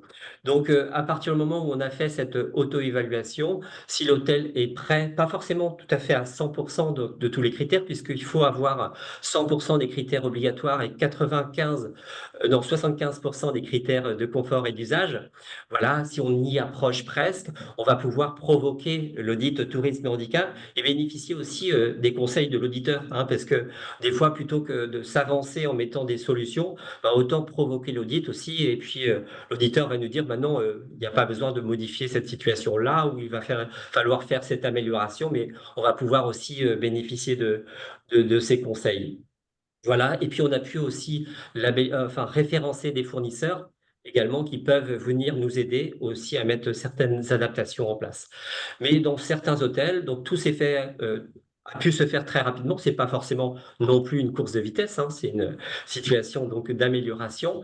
Mais dans certains hôtels, donc en un mois, toutes les étapes étaient faites, hein. Donc en une semaine, le service technique avait adapté la bonne hauteur des objets, etc., modifié certaines choses. Bon, pour des établissements les plus récents, par exemple, on avait provoqué l'audit tourisme et handicap et derrière, eh bien, en commission, l'hôtel en un mois avait été labellisé, hein. Donc voilà, c'est pas le cas partout, dans tous les départements, dans toutes les régions, etc. Mais ce qui est important pour moi, c'est cette démarche de progrès, de pouvoir prendre conscience des points à améliorer, et ça permet de se remémorer beaucoup de choses au niveau donc des hôteliers. Voilà, cette labellisation tourisme et handicap, pour nous aussi, elle est importante parce que, comme on le disait tout à l'heure, ça touche beaucoup de personnes. Si on touche 15, 20%, 30% si on prend les proches aidants, plus si on prend toutes les familles, on sait que c'est important pour tout le monde également. Peut-être que les clients vont plus choisir aussi un hôtel, un établissement qui sera labellisé tourisme et handicap plutôt qu'un autre, hein. Donc voilà, on sait que tout le monde est sensible à ces sujets, et c'est pour ça qu'une des démarches que l'on fait aussi, c'est de pouvoir le faire savoir sur notre site. Voilà. Alors le site Accor, c'est une grosse machine, hein, c'est dur à faire modifier également. En tout cas, nos équipes travaillent pour pouvoir à la fois réserver les chambres personnes à mobilité réduite directement sur les sites de réservation et faire apparaître aussi toutes les solutions d'accessibilité qui peuvent exister donc, dans l'hôtel. Et là, on s'appuie sur des pratiques aussi qui ont lieu dans d'autres pays et que l'on déploie donc dans l'ensemble du groupe. Voilà. Et l'étape suivante, c'est de pouvoir, je dirais, donc aller plus loin en mettant en place des solutions innovantes. Alors, les solutions innovantes, qu'est-ce que ça peut être? C'est pas forcément des solutions qui sont obligatoires, mais si je fais aussi le parcours de l'hôtel, parce que récemment, on avait sur un hôtel la visite de la ministre du Tourisme sur un hôtel pilote sur lequel on a mis les différentes solutions. Et puis, elle a fait ce parcours client, mais présenté aussi par des personnes en situation de handicap qui présentaient en quoi ces solutions sont utiles pour elle. Déjà, donc, bien sûr, c'est un hôtel labellisé tourisme et handicap, mais à l'entrée, déjà, sur les places de parking, on parlait tout à l'heure de la signalétique qu'il peut y avoir au sol, peut-être sur la place handicapée, mais on a mis une autre signalétique qui permet aussi de changer le regard sur le handicap et de rappeler que eh bien, le handicap n'est pas que le handicap des personnes qui se déplacent en fauteuil roulant, mais c'est aussi des handicaps qui peuvent être invisibles et des personnes qui ont accès justement à ces places donc handicapé. Et ça vient, cette signalétique, d'une jeune fille qui a fait la remarque à ses parents en disant, il y a une personne qui est garée sur une place handicapée, qui sort et qui n'est pas en fauteuil roulant. Et ses parents lui ont expliqué que, effectivement, il y a des handicaps invisibles. Et ils ont mis en place cette signalétique verticale, donc du coup, et qui représente le handicap de façon un peu plus ludique aussi, et qui représente différentes situations de handicap. Là, c'est le choix qu'on a fait pour cette marque de déployer cette signalétique. D'autre part, l'entrée de l'hôtel, on équipe aussi de balises sonores. Les balises sonores qui sont actionnées par des télécommandes universelles. Et ces télécommandes qui, pour les personnes non-voyantes, actionnent également les feux tricolores. Partout en France, les villes sont équipées de ces balises sonores sur les feux tricolores. Et on équipe également, pour l'instant, certains hôtels de cette balise sonore qui va tout simplement rappeler à la personne déjà qu'elle est au bon hôtel. Et puis, décrire l'entrée de l'hôtel. Il y a une porte, par exemple, tourniquet, et donc la réception est située à 10 mètres sur la gauche et va donner les premières informations à la personne. Ça peut être relayé, enfin, aussi par des bandes de guidage au sol, hein, mais certains hôtels, par rapport au design de l'hôtel, ne peuvent pas mettre ces bandes de guidage au sol et mettre ces balises sonores qui remplissent cet usage également. Voilà. Ensuite, une fois qu'on est rentré dans l'hôtel, à la réception, on parlait tout à l'heure de la boucle magnétique, bien sûr, qui est bien apposée sur la réception de l'hôtel et bien affichée pour porter la connaissance. Alors au départ, on peut avoir des hôtels qui nous disent: ah oui, mais moi, j'ai pas de personne, etc. Mais quand on met ces solutions en place, les personnes se manifestent aussi et on parle de l'utilité qu'ils ont aussi, donc de l'usage de cette boucle magnétique. Mais ça peut être un kit, une petite valisette aussi qu'on remet au client et qui va disposer donc d'une alarme visuelle aussi, peut-être donc aussi donc d'un réveil vibrant par exemple, une petite valisette, des équipements pour la situation donc des personnes en situation de handicap auditif. Après, donc à la réception, près de la réception, nous avons un fauteuil qui peut permettre aux personnes qui ont des troubles de l'autisme, d'être un petit peu une étreinte, un petit peu qui permet de les rassurer, de supprimer les angoisses des personnes. Et ça, c'est testé dans le milieu médical également. Et puis, on peut le tester aussi dans certains des hôtels. Et ça peut être une solution aussi qui permet de montrer aussi que on s'intéresse à tout le monde, aux personnes, voilà, et qu'on met cette solution en place et on essaye de le faire savoir aussi, hein, pour le communiquer aux personnes. Ensuite, donc pour se rendre à la chambre, on utilise une solution, une forme de GPS interne à l'hôtel qui permet aux clients déficients visuels, mais pas que, hein, parce que ça peut bénéficier à tout le monde, parce qu'il y a des hôtels qui peuvent être un peu compliqués et des fois c'est difficile de se repérer. Ça permet soit par message vocal justement ou par message visuel, de guider la personne au pied de sa chambre, mais également à d'autres endroits de l'hôtel. Ça peut être à l'espace fitness ou d'autres endroits de la chambre. Ça permet de guider la personne. Et ça fonctionne très, très bien. Arriver donc dans la chambre, ça peut être également des solutions qui fonctionnent aussi maintenant avec l'intelligence artificielle et qui permet de détecter les objets. Donc, on balaye la chambre et puis on va avoir une description au travers de son smartphone des objets. Par exemple, la machine à café est à 2 mètres devant vous. Pour l'actionner, vous l'actionnez avec les deux boutons qui sont au-dessus. Voilà, ça peut être le thermostat aussi. Le thermostat est sur 20 degrés et puis il y a deux boutons sur le côté pour monter ou descendre la température, tout simplement. Ça peut être les prises électriques où elles sont situées dans la chambre, etc. Voilà, ça rend vraiment des services aux personnes et ça peut être paramétré aussi sur ses propres objets personnels. C'est-à-dire des fois, Kim Areski nous disait, des fois je mets un quart d'heure à chercher mes clés et tout ça. Là, avec l'aide de cette solution, ça va permettre de lui faciliter la vie.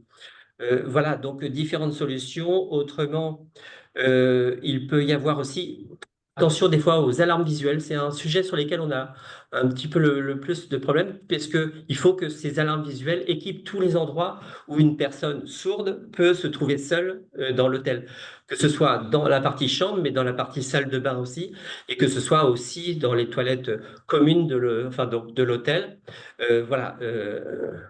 Attention à cette solution aussi, donc ces solutions donc des alarmes visuelles. Après, qu'est-ce que l'on peut avoir autrement? Bah, c'est déjà pas mal, un petit peu comme solution, mais on en teste toujours donc des solutions comme ça qui permettent donc voilà de penser à tout le monde aussi. Et je pense que bah, ce qui est important, c'est que euh, c'est d'avoir la considération de tous les clients. Et je pense qu'en mettant toutes ces solutions en place, en mettant la labellisation tourisme et handicap en place, eh bien les gens enfin les clients se sentent considérés et donc donneront la préférence peut-être donc à ces hôtels plutôt qu'à d'autres. Et on voit que par exemple on a développé aussi ce qu'on appelle notre smart room. C'est une chambre dans laquelle les adaptations de la chambre sont intégrées au design de la chambre. On parlait aussi de l'importance tout à l'heure d'avoir des chambres qui n'ont pas une allure de clinique, mais une allure au même design que tous les autres. Mais les adaptations peuvent être vraiment intégrées au design.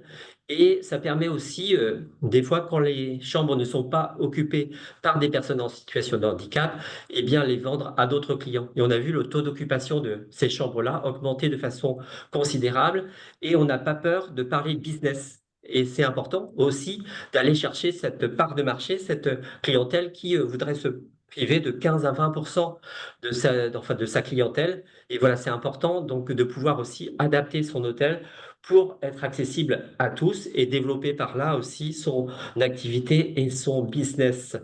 Voilà, et c'est pareil pour toutes les situations. Voilà, c'est important. Alors actuellement, on est en train de regarder si ces solutions, on peut les déployer à l'international aussi, dans d'autres pays. Et sur les mêmes bases que celles de la France, on teste voilà, d'autres pays. Ça peut être l'Australie, ça peut être le Brésil, ça peut être l'Espagne, UK, etc. Pour voir aussi, pour comparer, c'est intéressant de voir, bah, de voir où on en est. Déjà, on voit que les critères peuvent être les mêmes parce que s'il faut, on disait 85 cm de largeur pour qu'un fauteuil roulant puisse passer, bah, c'est valable partout dans le monde. Donc on essaye d'avoir aussi cette base pour savoir où se situe partout dans le monde. Bah, il y a encore un petit peu de travail, hein, mais où se situent nos hôtels, donc partout dans le monde. Voilà. Qu'est-ce que je pourrais dire encore? Oui, récemment, on a organisé au siège de Accor les journées de l'accessibilité. Voilà, et la remise des trophées de l'accessibilité.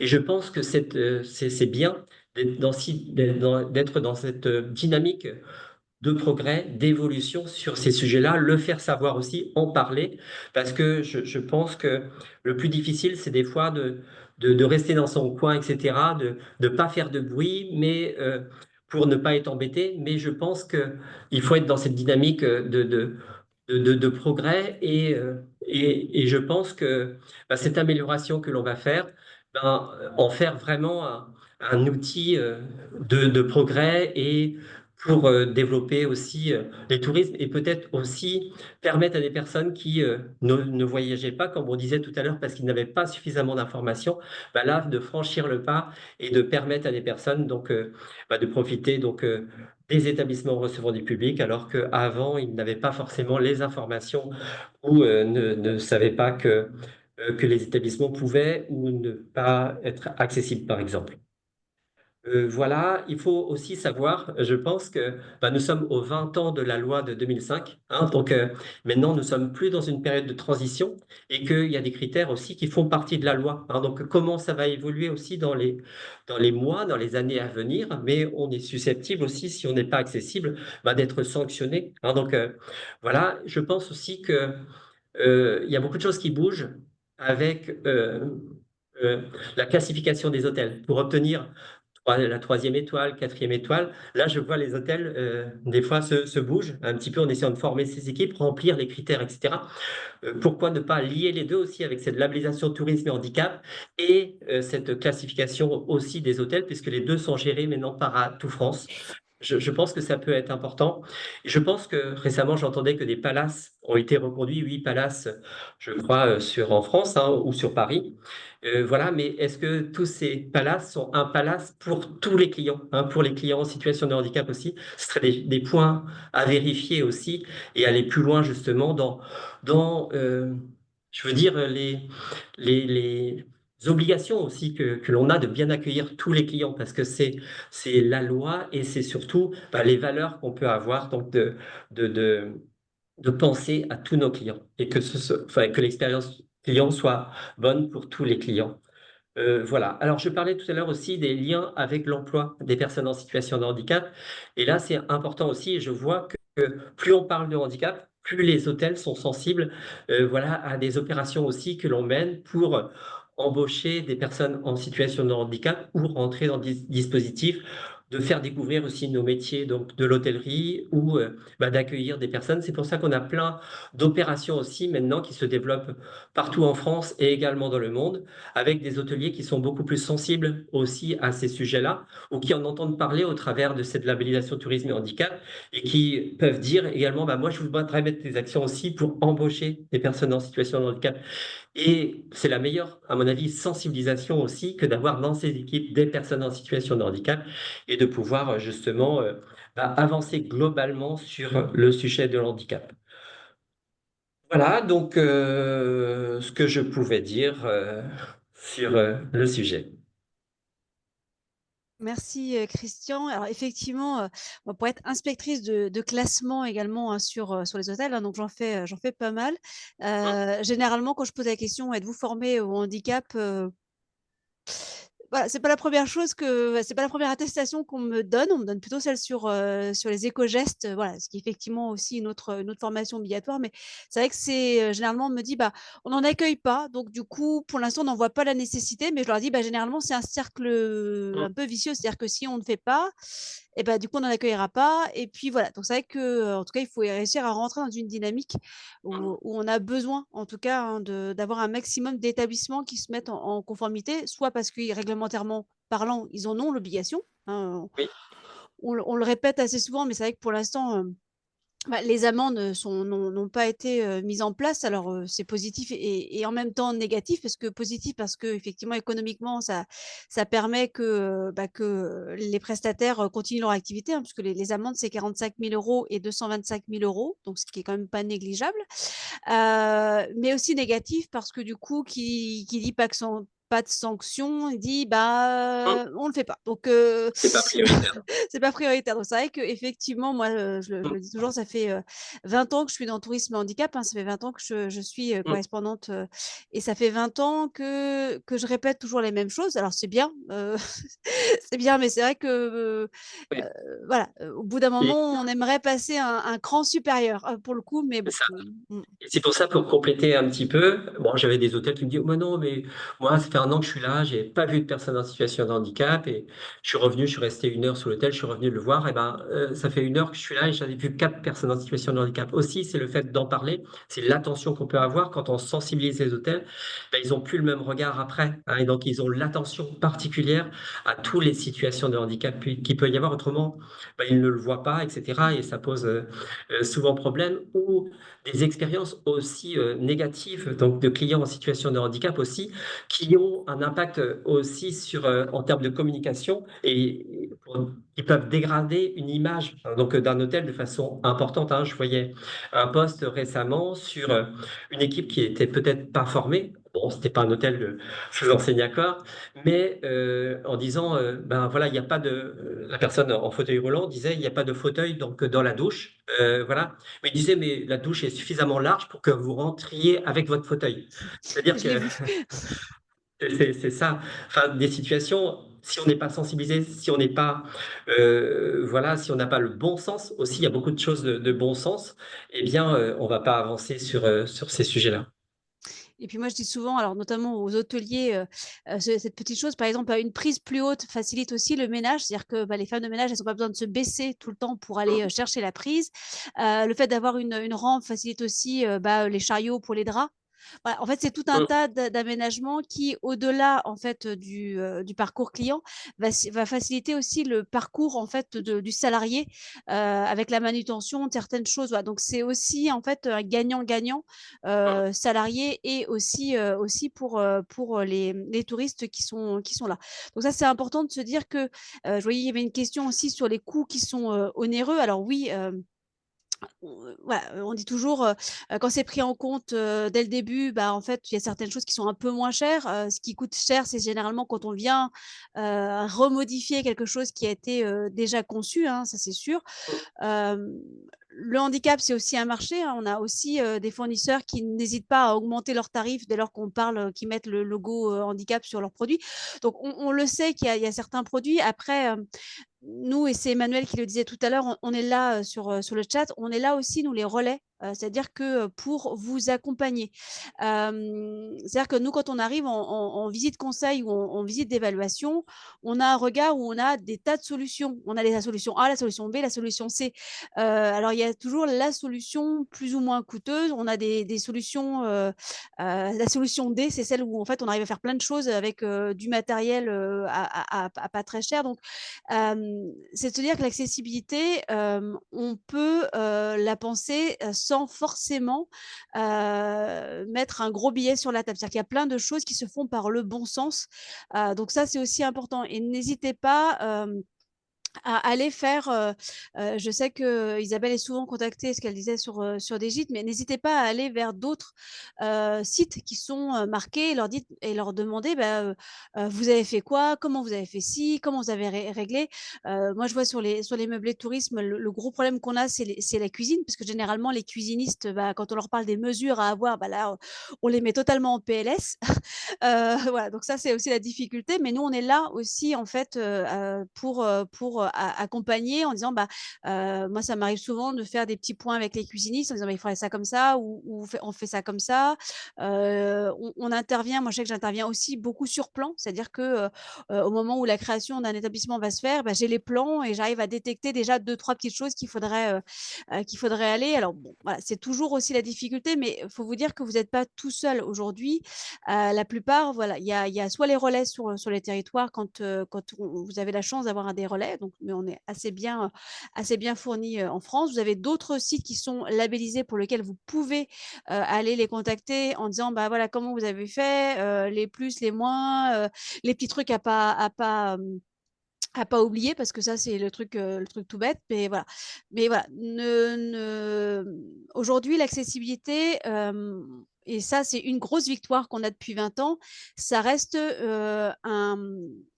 on sent moi, je plante des petites graines et ça fait des petites fleurs partout, et moi, je sens que ces petites fleurs, elles font des graines aussi. C'est-à-dire que, bah, aujourd'hui, on est une communauté qui arrive à partager et à dire: «Bah, voilà, moi j'ai fait ça comme ça, tu feras ça comme ça. Moi j'ai pris tel mobil-home, vas-y prends celui-là, tu verras, c'est génial». Donc du coup, on arrive voilà et vous n'êtes pas tout seul et faites-le aussi et puis, derrière chaque professionnel, il peut y avoir des personnes en situation de handicap. C'est-à-dire que, voilà, toute personne peut aussi travailler et avoir ces besoins-là et au-delà du handicap, on sait que la population, bah, va vieillir de plus en plus, hein. On sait qu'on va atteindre en fait, en tout cas les 100 000 centenaires dans 2030, donc c'est quand même pas négligeable. On ne sait pas s'ils iront encore à l'hôtel ou dans les gîtes, à 100 ans, mais on sait que ça va être important et on sait qu'on aura 30 de la population qui en 2050, aura plus de 65 ans. Donc même si à 65 ans, on est encore, frais et dispo, mais en tout cas, on aura, au-delà des 12 millions de personnes, on aura 20 millions de personnes qui vont en plus, avoir besoin des équipements, sans être forcément, reconnues en situation de handicap et on a, plein de personnes qui, ne sont pas reconnues en situation de handicap et qui pour autant ont besoin des aménagements. Ça peut être des handicaps sensoriels. Aujourd'hui, on parle beaucoup des 10. Combien de personnes, n'arrivent pas en fait, à lire les chiffres? Le fait d'avoir, des codes couleurs sur les étages, étage 1 c'est le jaune, l'étage 2 c'est le bleu, bah, ça leur permet de repérer tout simplement la couleur, de l'étage sur lequel ils sont.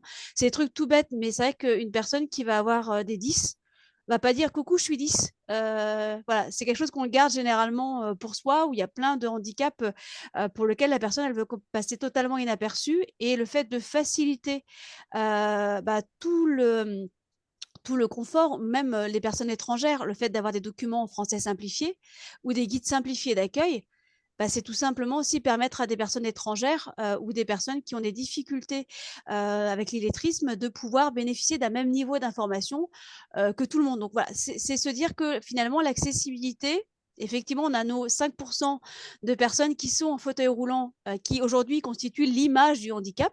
Bon, voilà, ils sont 5% et c'est pourtant eux qui représentent la grosse partie voilà, visuellement pour les sociopros. Mais vous dire, bah, qu'est-ce qu'on fait pour les 95 autres qui sont peu ou pas visibles pour ça. Donc ça, c'est important de reprendre ça. Il y avait une petite question pour Isabelle qui était sur les aménagements. Je pense que alors c'était Marie-Laure hein, qui posait la question sur les tarifs, sur les services. Est-ce que c'est des tarifs majorés? Comment ça se passe? Toutes les prestations que vous proposez à côté, est-ce que vous faites un tarif plus? Alors, justement, dans l'accessibilité, je pense qu'il y a aussi l'accessibilité financière. Hein. Tout à l'heure, alors je ne sais pas de quand date le document, mais l'allocation d'adultes handicapés a quand même un peu augmenté. Elle est de 1 076 € par mois aujourd'hui. Mais c'est vrai que dans le quotidien, ce sont des gens qui ont aussi des dépenses. Alors, on a la chance en France hein, d'avoir effectivement ces aides et je suis aujourd'hui aussi infirmière à la MDPH de Loire-Atlantique. Donc, vous voyez, on a quand même énormément de demandes de plus en plus et il y a quand même des accès possibles, mais ça reste onéreux selon les handicaps. Mais effectivement, pour l'équipement du gîte, alors je reviens sur ce que disait Christian, hein, 2 éléments qui pour moi sont essentiels.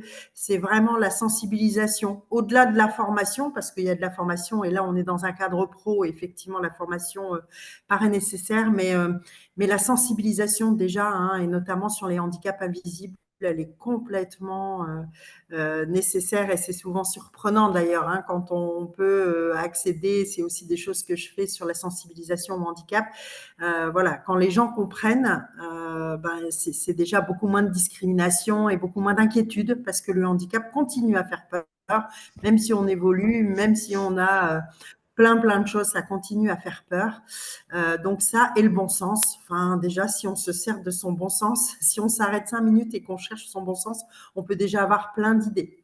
Donc nous, dans l'aménagement du gîte, c'est ce qui se passe. Il y a déjà eu tout ça. Alors moi, je suis formée à l'autisme, hein, j'ai un DU autisme et je travaille dans le handicap depuis 35 ans, mais et le polyhandicap notamment. Hein. Alors moi, je suis toujours plus sensible pour tous les handicaps sévères. Parce que c'est vrai qu'il y a beaucoup de belles initiatives qui se font au quotidien, dans l'emploi, dans les loisirs, dans plein de domaines pour la personne en situation de handicap en général.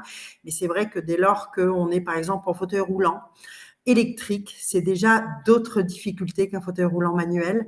Ça paraît, alors pour ceux qui connaissent pas, on voit pas bien la différence, mais c'est vrai que des gens qui sont en handicap sévère, c'est très compliqué, c'est encore plus compliqué. Il y a moins de structures qui soient favorables. Pour tout ce qui est, pour répondre à la question, nous, on a souhaité faire un tarif qui soit le même pour toutes les familles, c'est-à-dire qu'il n'y a pas de majoration dès lors qu'on a un handicap ou pas. Par contre, les prestations complémentaires, effectivement, sont payantes, mais on reste sur des prix raisonnables. Mais c'est vrai que dans l'allocation du gîte, tout le matériel est prêté et mis à disposition pendant le séjour. On a fait une cagnotte en ligne de sensibilisation au handicap, ça c'était vraiment mon souhait.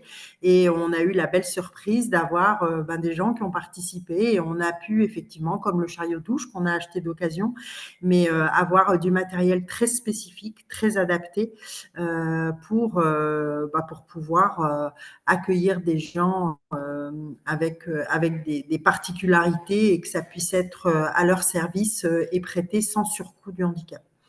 Après, ce qu'on disait tout à l'heure, ce que disait Christian aussi, hein, je pense que ce que je disais au début de mon intervention, nous, on a eu la chance d'avoir une construction neuve et d'avoir des artisans qui ont tout de suite compris là où on voulait en venir. Par exemple, on n'a pas d'arête de mur, hein, c'est-à-dire qu'on n'a pas fait du placo, tout est en plâtre, parce que quand on a des troubles de comportement et qu'on tape dans le mur et que c'est du placo, ben, on passe à travers. C'est assez bête à dire, mais c'est comme ça. Donc, nous, tout est en plâtre, par exemple. C'est un plâtrier qui est venu et au final, on s'est rendu compte que le coût du plâtrier, c'est plus de main-d'œuvre, mais c'est moins de matières premières. Et on arrive au même prix que si on avait mis du placo partout. Toutes les arêtes de murs sont arrondies, il n'y a pas de radiateur, on est sur du chauffage au sol qui est tempéré pour pas qu'il fasse trop chaud non plus. Enfin voilà, c'est toutes des choses qui se font au final dans des lieux de droit commun. Il y a plein de matériel sensoriel qu'on peut trouver sur des sites spécialisés handicap sur le net et puis qu'on va trouver à la foire fouille du coin avec cette connaissance du matériel, à quoi ça sert, pourquoi, pour qui, comment. Enfin, vous voyez, c'est aussi cette. Je pense qu'effectivement, la sensibilisation, elle s'interroge pas, quoi. Elle est évidente. On ne peut pas se lancer dans un accueil de public handicapé si on n'y est pas sensibilisé. Mais au-delà d'être sensibilisé, c'est d'utiliser son bon sens et de savoir à quoi tout correspond. So today I have been Et il y avait une question de Rosanne aussi sur le matériel sensoriel, ce que vous avez mis en place. Quel type de matériel, du coup, sensoriel? Alors, par exemple, on a mis un trampoline dans le jardin, hein, la sensorialité de pouvoir sauter, de pouvoir bouger. Vous parliez des troubles 10, il y a des personnes avec des troubles aussi de l'attention et d'hyperactivité hein, qui ont ces besoins-là. L'eau à travers le jacuzzi. Alors, c'était un choix de ne pas faire de piscine, mais l'eau est pour autant très importante, hein, et notamment au niveau sensoriel. Tout ce qui est effectivement du hamac goutte. On a des fauteuils à bascule de différentes façons. Alors, Christian parlait tout à l'heure du fauteuil à étreinte, hein, qui est d'ailleurs une créatrice nantaise qui a, alors si c'est le même, mais je pense qu'il n'y en a qu'un en France, qui a créé ce fauteuil hein, qui s'appelle le fauteuil auto.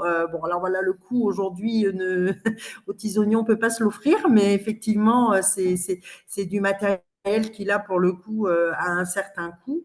Mais voyez, nous on a acheté au final, on a une couverture lestée, on a du matériel sensoriel à manipuler, on a des pictogrammes, on a un peu d'endroits partout où on peut mettre des plannings d'activités, on a des activités adaptées. Enfin voilà, c'est un peu quand on connaît le monde du handicap, c'est un petit peu des choses assez basiques au final dans leur quotidien. Et puis, une chose qu'on fait systématiquement, que ce soit des institutions qu'on reçoive ou des familles, on a toujours un petit questionnaire de dire qu'est-ce qu'on peut améliorer, qu'est-ce qu'on peut ajouter, qu'est-ce qu'on devrait corriger. Et ça nous est très riche parce qu'on sait bien qu'on essaye d'offrir une palette qui soit assez étendue pour le maximum de personnes. Mais c'est important aussi de prendre la mesure de ceux qui viennent séjourner chez nous et qui ont voilà, des choses importantes à nous dire. Hein. On a pu en tenir compte, bien sûr, et quand c'est réalisable, on le fait. Parce que ça nous tient à cœur que ça puisse correspondre à un maximum de besoins. Alors, bien sûr, tout le monde n'utilise pas les mêmes choses et c'est ça qui est intéressant, justement. Mais c'est vrai que en termes de coûts, honnêtement, on a beaucoup utilisé des choses qu'on trouve chez soi. C'est vraiment une adaptation et d'essayer de penser à tout, en fait. Merci. Christian, on avait une question par rapport, oui, à ça, on avait eu une demande de Monsieur Celestino de tous les départements par rapport aux hôtels. Et donc, du coup, qui demandait qu'on recense les hôtels et quel est. Hop là, attendez, j'ai un petit truc quel est. Sur les hôtels doivent revenir vers chaque personne, chaque référent de département. Comment ça se passe en fait? Est-ce qu'il y aura une liste actualisée des hôtels qui sont. À un moment, pour recouper toutes les informations, on avait adressé à chaque département, au référent tourisme et handicap de chaque département, aux offices de tourisme, les informations pour recenser tous les hôtels qui étaient rentrés dans la démarche de labellisation. On avait eu des remontées d'informations, mais également des demandes, et c'est très bien, Monsieur Mafioletti, donc de pouvoir aussi, et ça marche dans les deux sens, de pouvoir inciter les hôtels aussi à rentrer dans la démarche. Hein. Donc j'ai retrouvé entre-temps votre mail que vous aviez fait avec Monsieur Celestino. Celestino, qui est une personne en situation de handicap que j'ai embauché justement pour suivre ce plan. l'avancement de ce plan. Et des fois, il peut y avoir des départements où c'est un petit peu plus long à rentrer peut-être dans la démarche. Mais en tous les cas, je crois que c'est pour le Lot-et-Garonne ici, on va pouvoir reprendre l'échange avec vous justement pour que vous aussi, vous puissiez peut-être contacter les hôtels directement aussi. Hein, donc, que ce soit en double sens, qu'on puisse faire en sorte que certains hôtels puissent s'engager dans la démarche. C'est toujours en cours. Merci. Et on avait alors une petite question aussi de Isabelle par rapport aux aides financières. Alors, on ne va pas se le cacher, les aides financières, on en a eu en 2005 au lancement de la loi. En fait, on avait été assez… voilà. Aujourd'hui, c'est vrai que 2015 était l'échéance normale de la loi. C'était, on avait 10 ans pour se mettre en conformité. Donc, après 2015, les différentes aides sont un peu tombées. Là, on a aujourd'hui une aide qui est le fonds territorial qui permet aux ERP de 5e catégorie. Donc, les meublés, les chambres d'hôtes ne rentrent pas malheureusement dedans et ceux qui sont au-dessus non plus. Mais on a en fait un fonds qui est de 300 millions, si je ne me trompe pas hein, les chiffres, mais en tout cas, il y en a un petit peu qui ont déjà été utilisés, qui aujourd'hui permet en tout cas de financer le diagnostic, de financer certains équipements. Et voilà, donc ça, c'est aussi important. Pour certains professionnels du tourisme, vous avez aussi des fonds européens qui permettent de former le personnel. Donc, il faut aussi aller chercher. C'est vrai qu'il faut gratouiller un peu partout. Hein. Ça, c'est pas. Aujourd'hui, on avait essayé avec Annette Masson, de la présidente de Tourisme Handicap, de faire un listing de toutes les, de toutes les subventions, aides qu'ils pouvaient utiliser. Mais en fait, on ne s'en sortait plus parce que des fois, des départements en font, des fois, c'est des régions, des fois, c'est au niveau européen. Voilà. Et donc, du coup, ça devenait assez difficile pour nous de pouvoir recenser l'ensemble des subventions. Mais en tout cas, on a ce fonds territorial qui est aujourd'hui en place. La DDTM, donc la direction départementale des territoires et de la mer, à chaque fois nous dit qu'il est sous-exploité. Donc n'hésitez pas, si vous êtes un ERP 5e catégorie, à aller chercher ces fonds-là, puisqu'aujourd'hui, voilà, ils sont peu exploités. Il y a des fonds de formation avec les OPCO qui en ont un petit peu. Mais voilà, on ne va pas se le cacher, ça reste… voilà, on n'est pas sur le coffre grand ouvert pour ça, donc il faut réussir à se financer. Et ouais, et du coup, on a aussi Emmanuel qui donc de Charente-Maritime. Alors Charente-Maritime qui en plus est le département le plus doté tourisme handicap de France. Donc, donc Emmanuel veut encore en rajouter. C'est bien pour le coup, mais voilà, il nous dépasse tous et très largement. Non, mais c'est très bien d'avoir cette dynamique-là. Donc, voilà. Et en plus, la ministre actuelle nous a demandé d'avoir 500 nouveaux dossiers tourisme et handicap à la fin de l'année 2025. Donc, à chaque webinaire, je fais mon petit rappel, aidez-nous à respecter ce petit échéancier que nous a donné la ministre. C'est-à-dire qu'aujourd'hui, on est à 4000 sites marqués. Il faut qu'on arrive à peu près à 4005, voire 5000 à la fin de l'année 2025. Ce serait vraiment un beau challenge, et en tout cas pour marquer ces 20 ans de l'accessibilité, en disant voilà, le secteur touristique a vraiment pris en compte cette dimension-là. Et puis, c'est vrai que c'est vraiment aussi important de se dire que voilà, 30% du marché, je le répète tout le temps, parce que c'est vrai que ça peut paraître assez anodin en fait de dire ouais bon je croise effectivement 2-3 personnes en situation de handicap de temps en temps, voilà, pourquoi rendre accessible? Maintenant, en fait, on a vraiment, aujourd'hui, en plus, dans le tourisme, on a de plus en plus de séjours intergénérationnels.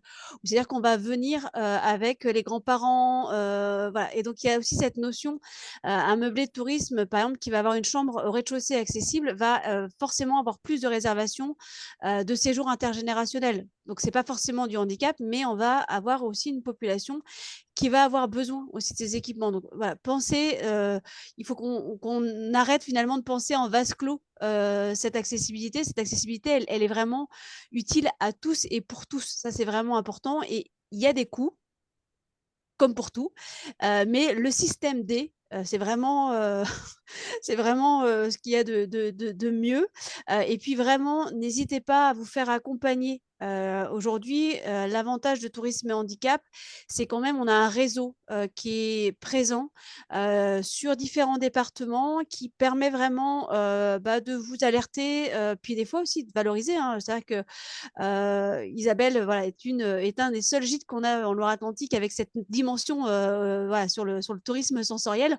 On en a d'autres, tourisme handicap sur la Loire-Atlantique, mais c'est vraiment voilà, c'est pour ça qu'elle est là aujourd'hui. C'était ce plus, qu'on peut avoir sur d'autres gîtes. Donc n'hésitez pas aussi à, voilà, vous avez tous on a tous, en nous, pas quelque chose de Tennessee, genre j'arrête mes bêtises encore, mais en tout cas, on a tous en nous ce potentiel, de se dire: «Bah, un jour, on peut, soit devenir en situation de handicap ou, avoir une personne dans son entourage, en situation de handicap et qu'est-ce qu'on fait, à ce moment-là pour eux?»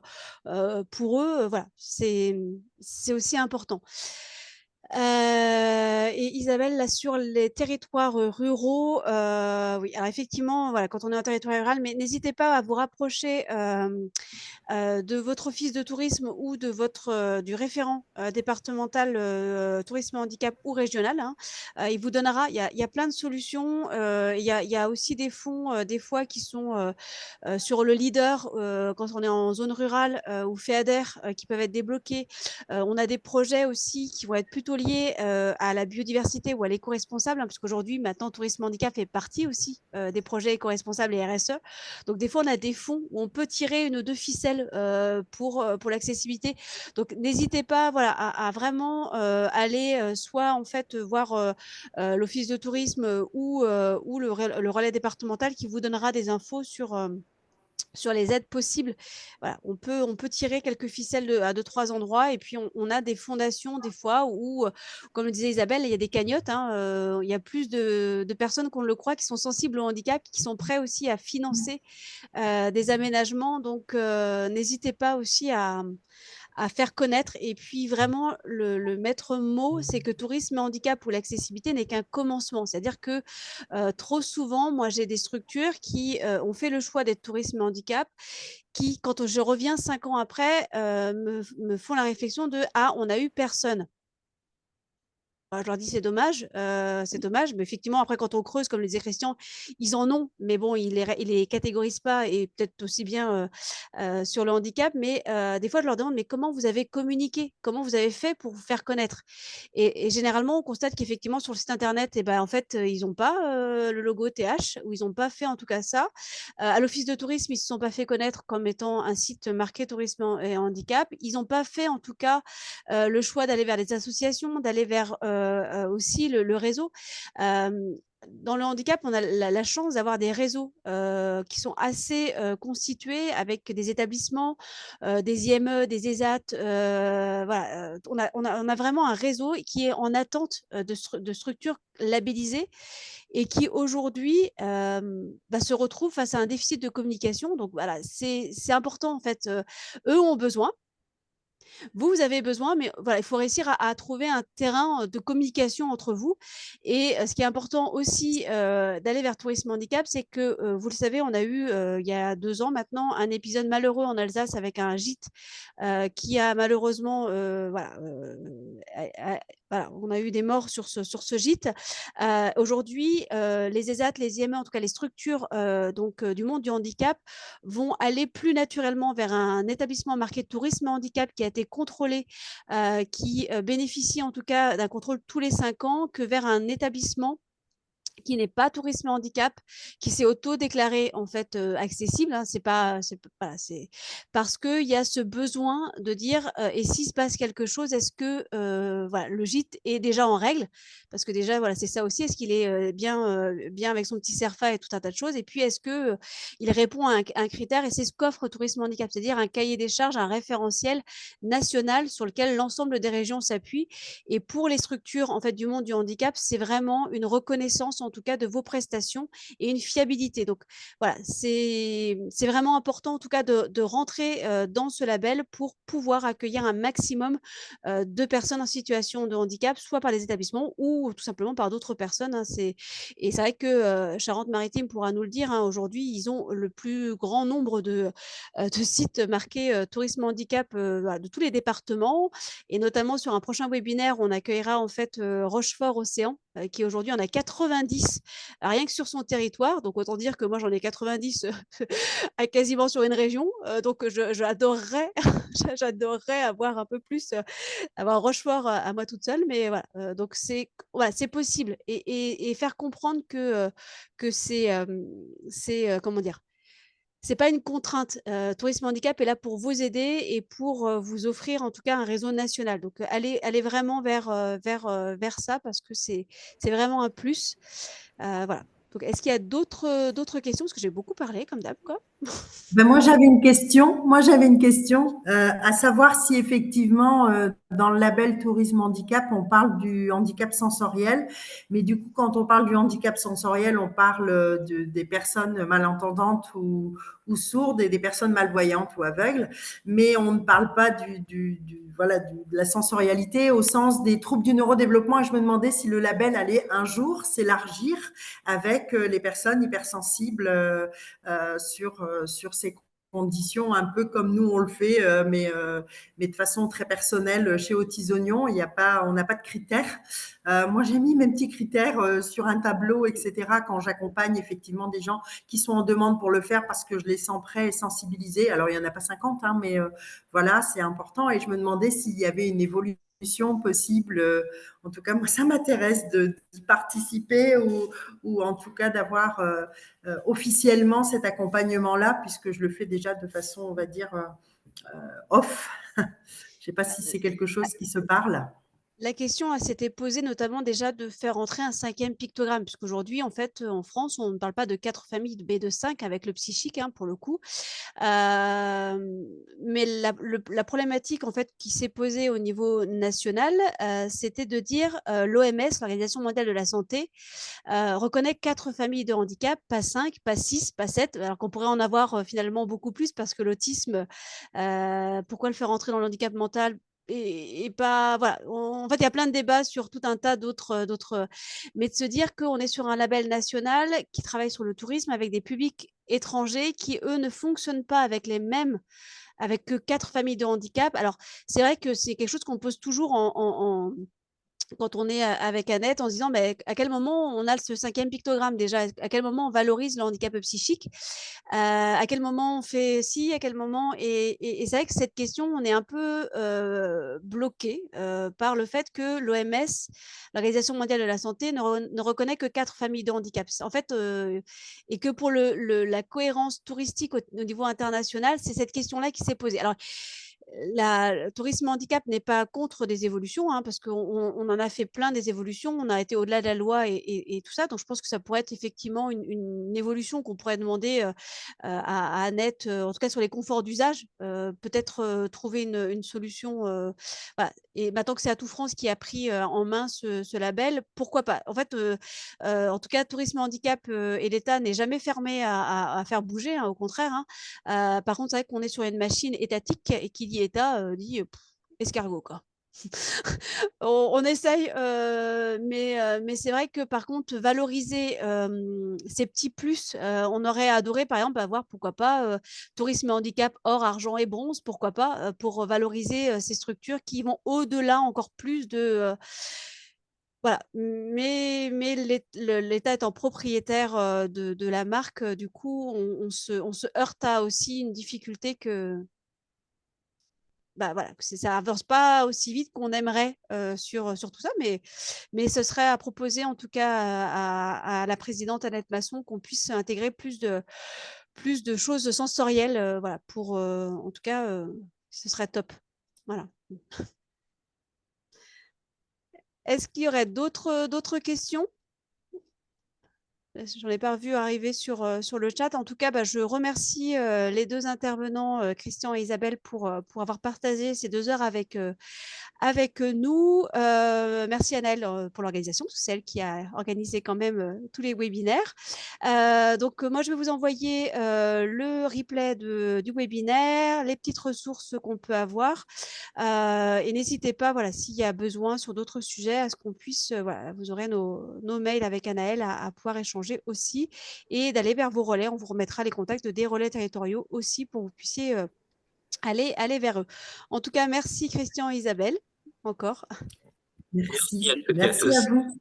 Merci et à bientôt à tous. Et puis, À n'oubliez pas, bientôt. lundi prochain, il y a un autre webinaire, plus sur les festivals et les fêtes, pour le coup, parce que ça reste aussi une composante aussi du patrimoine français, c'est-à-dire tout ce qui est fêtes et festivals. Et eux n'ont pas de label tourisme handicap, mais il faut quand même les rendre accessibles. Et puis, on aura le Hellfest pour le côté nantais, pour le coup, qui sera là. Mais d'autres aussi, comme Interceltique et Collectif des festivals. Et j'oublie toujours les autres. Les escales. Les escales. Et puis, le dernier webinaire le 12 mai sur justement le recensement et comment se faire connaître, avec notamment Accès Libre, la plateforme, Lorient Agglo, et puis Rochefort-Océan, qui sera là également pour vous présenter la démarche du territoire. Donc, n'hésitez pas aussi à vous inscrire sur les 2 prochains et 2 derniers webinaires sur tourisme et handicap. Voilà. En tout cas, merci à tous. Merci. Merci. Au revoir. Au revoir.